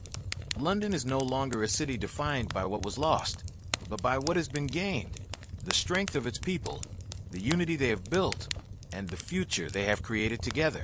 As you pass through the streets, you see the faces of the people who call this city home. There's pride in their eyes, a quiet understanding that they are part of something larger than themselves. The fire may have burned everything, but it has also given them the chance to build a city that is stronger, more connected, and more alive than it has ever been. You pause at the edge of the river one last time, watching as the lights reflect off the water, shimmering like stars in the night. The city is still, its heart steady and strong. The fire may have come and gone, but London's spirit endures. It will always rise, always rebuild, and always find a way to move forward, no matter the obstacles in its path. Tomorrow will bring new challenges, new dreams, and new opportunities. But for tonight, London rests, knowing that it has already overcome the greatest of them all. The fire is gone, but its legacy lives on, in the strength of the city, in the hearts of its people, and in the endless possibilities that lie ahead. And with that thought, you step away from the riverbank, ready for whatever the future holds, knowing that London will always rise. As the years unfold, London continues to transform before your eyes. The city has not only risen from the ashes of its past, but has grown into something truly remarkable. A place where every corner, every street, and every building tells a story of perseverance, rebirth, and resilience. The Great Fire, which once reduced this vibrant metropolis to charred remnants, is now merely a chapter in its long and evolving history. And yet, its echoes can still be felt in the very foundation of the city, a reminder of how far it has come, how much it has endured, and how it continues to rise from the ashes, time and time again. You walk through the city, and it's impossible not to feel the pulse of life here. The streets, once narrow and congested, are now wide and open, with green spaces interspersed between rows of stately buildings. The air is fresh, the sky clearer than ever before, thanks to the city's renewed commitment to sustainability and environmental consciousness. The parks, once barren, are now lush with trees, flowers, and fountains, offering a peaceful refuge for the people who live here. The sound of children playing, of neighbors chatting, and of birds singing fills the air, and you can't help but feel that the city is breathing a little easier now. The people of London have learned to rebuild more than just their homes and businesses. They've learned to rebuild the very essence of their community. The divisions that once separated the people of this city, whether by class, wealth, or status, have slowly but surely started to fade away. The fire, in its ruthless destruction, tore down the walls that separated the rich from the poor, the powerful from the powerless. And in its wake, London has emerged as a more unified, more inclusive city. A city that understands that its strength lies in its people, not in the physical structures that stand tall. As you walk through the newly expanded city, you pass by familiar landmarks that have been redesigned, reimagined, and repurposed to serve the needs of the people. The old cathedral, once a monument to religion, is now a place where the community gathers for not just religious services, but for cultural events, concerts, and gatherings that celebrate the diversity and spirit of the city. The once barred doors of the church now swing open, welcoming anyone and everyone who seeks solace or inspiration. It has become a symbol of London's rebirth, where old traditions meet new possibilities. Further down the street, the new public library stands tall, its glass windows gleaming in the sunlight. It is not just a place for books. It is a center of learning, of growth, of opportunity. The fire may have taken the old library, but in its place has risen a beacon of knowledge and enlightenment. The library is a space where people come to learn, to grow, and to share in the collective wisdom of the city. It is a space where the city's past is honored, but the future is imagined. The streets are now lined with shops and businesses that reflect the city's renewed energy. The once struggling merchants, who had barely been able to keep their doors open in the aftermath of the fire, now greet customers with smiles and genuine enthusiasm. The shops are no longer just places of commerce. They are places of connection, where people come not only to buy, but to engage with each other, to exchange stories, ideas, and dreams. The market, which had once been a chaotic scene of desperation, is now a place of celebration. The vendors no longer race to sell their goods. They take the time to interact with their customers, to build relationships and trust. It is a place where people come not just to buy food, but to share in the life of the city, to be a part of something greater than themselves. The market has become a microcosm of the city itself, diverse, bustling, and alive with energy, yet rooted in the shared values of its people. As you continue to walk through the streets, you come across a small park where a group of children are playing. They run through the grass, laughing, chasing one another with the carefree joy that only childhood can bring. The park, once a barren lot, is now a place of beauty and joy, with flowers blooming in every corner, trees providing shade, and benches where people can sit and relax. It's a peaceful space, a place where the hustle and bustle of the city fades away, and the simple pleasures of life take center stage. You watch the children for a while, their laughter ringing out across the park. For them, the fire is a story, a lesson in history. They have never known a city defined by destruction. For them, London is a place of opportunity, of possibility, of endless potential. They are growing up in a city that has learned from its past and is now ready to embrace the future. The fire may have taken away their ancestors' past, but it has given them a future to shape, a future full of promise and hope. As you sit on a bench, you reflect on everything that London has become. It is no longer just a city of survival. It is a city of creation. The people here have not just rebuilt their homes and businesses, they have rebuilt their lives, their connections to one another, and their shared future. The fire, though devastating, has given the city the chance to start anew, to create something that will stand the test of time. London's people have learned that survival is not enough. To truly live, to truly thrive, a city must create space for everyone, for every voice, every dream, every possibility. The fire in its destruction has given London the space to grow, not just physically, but spiritually. It has forced the city to reconsider what truly matters, the connections between people, the strength of the community, and the promise of a brighter future for all. As the sun begins to set, casting a warm, golden light over the city, you feel a deep sense of peace. London has risen from the ashes, and it is now stronger than ever. The fire may have taken much, but it has also given London the chance to create something better, something stronger, something more united, something more beautiful. The city is no longer defined by what was lost. It is defined by what has been gained in the process. The resilience, the unity, and the strength of its people. Tomorrow will bring new challenges, new opportunities, and new triumphs. But for tonight, London rests, knowing that it has already overcome the greatest of obstacles. The fire may have burned much, but it has also created a city that will continue to rise, no matter what comes next. And with that thought, you stand up, feeling the weight of the city's transformation settle around you. London is not just a city. It is a living testament to the power of resilience, the strength of community, and the promise of a brighter tomorrow. The fire is gone, but its legacy will live on in the people, the buildings, and the future that they are building together. As you walk away from the park, the city is bathed in the quiet peace of the evening. London is at rest, but its spirit, its heart, is still beating strong. Tomorrow will bring another day, another chance to build, to dream, to rise again. And in the heart of it all, the people of London will continue to write the next chapter of the city's story, stronger, bolder, and more united than ever before.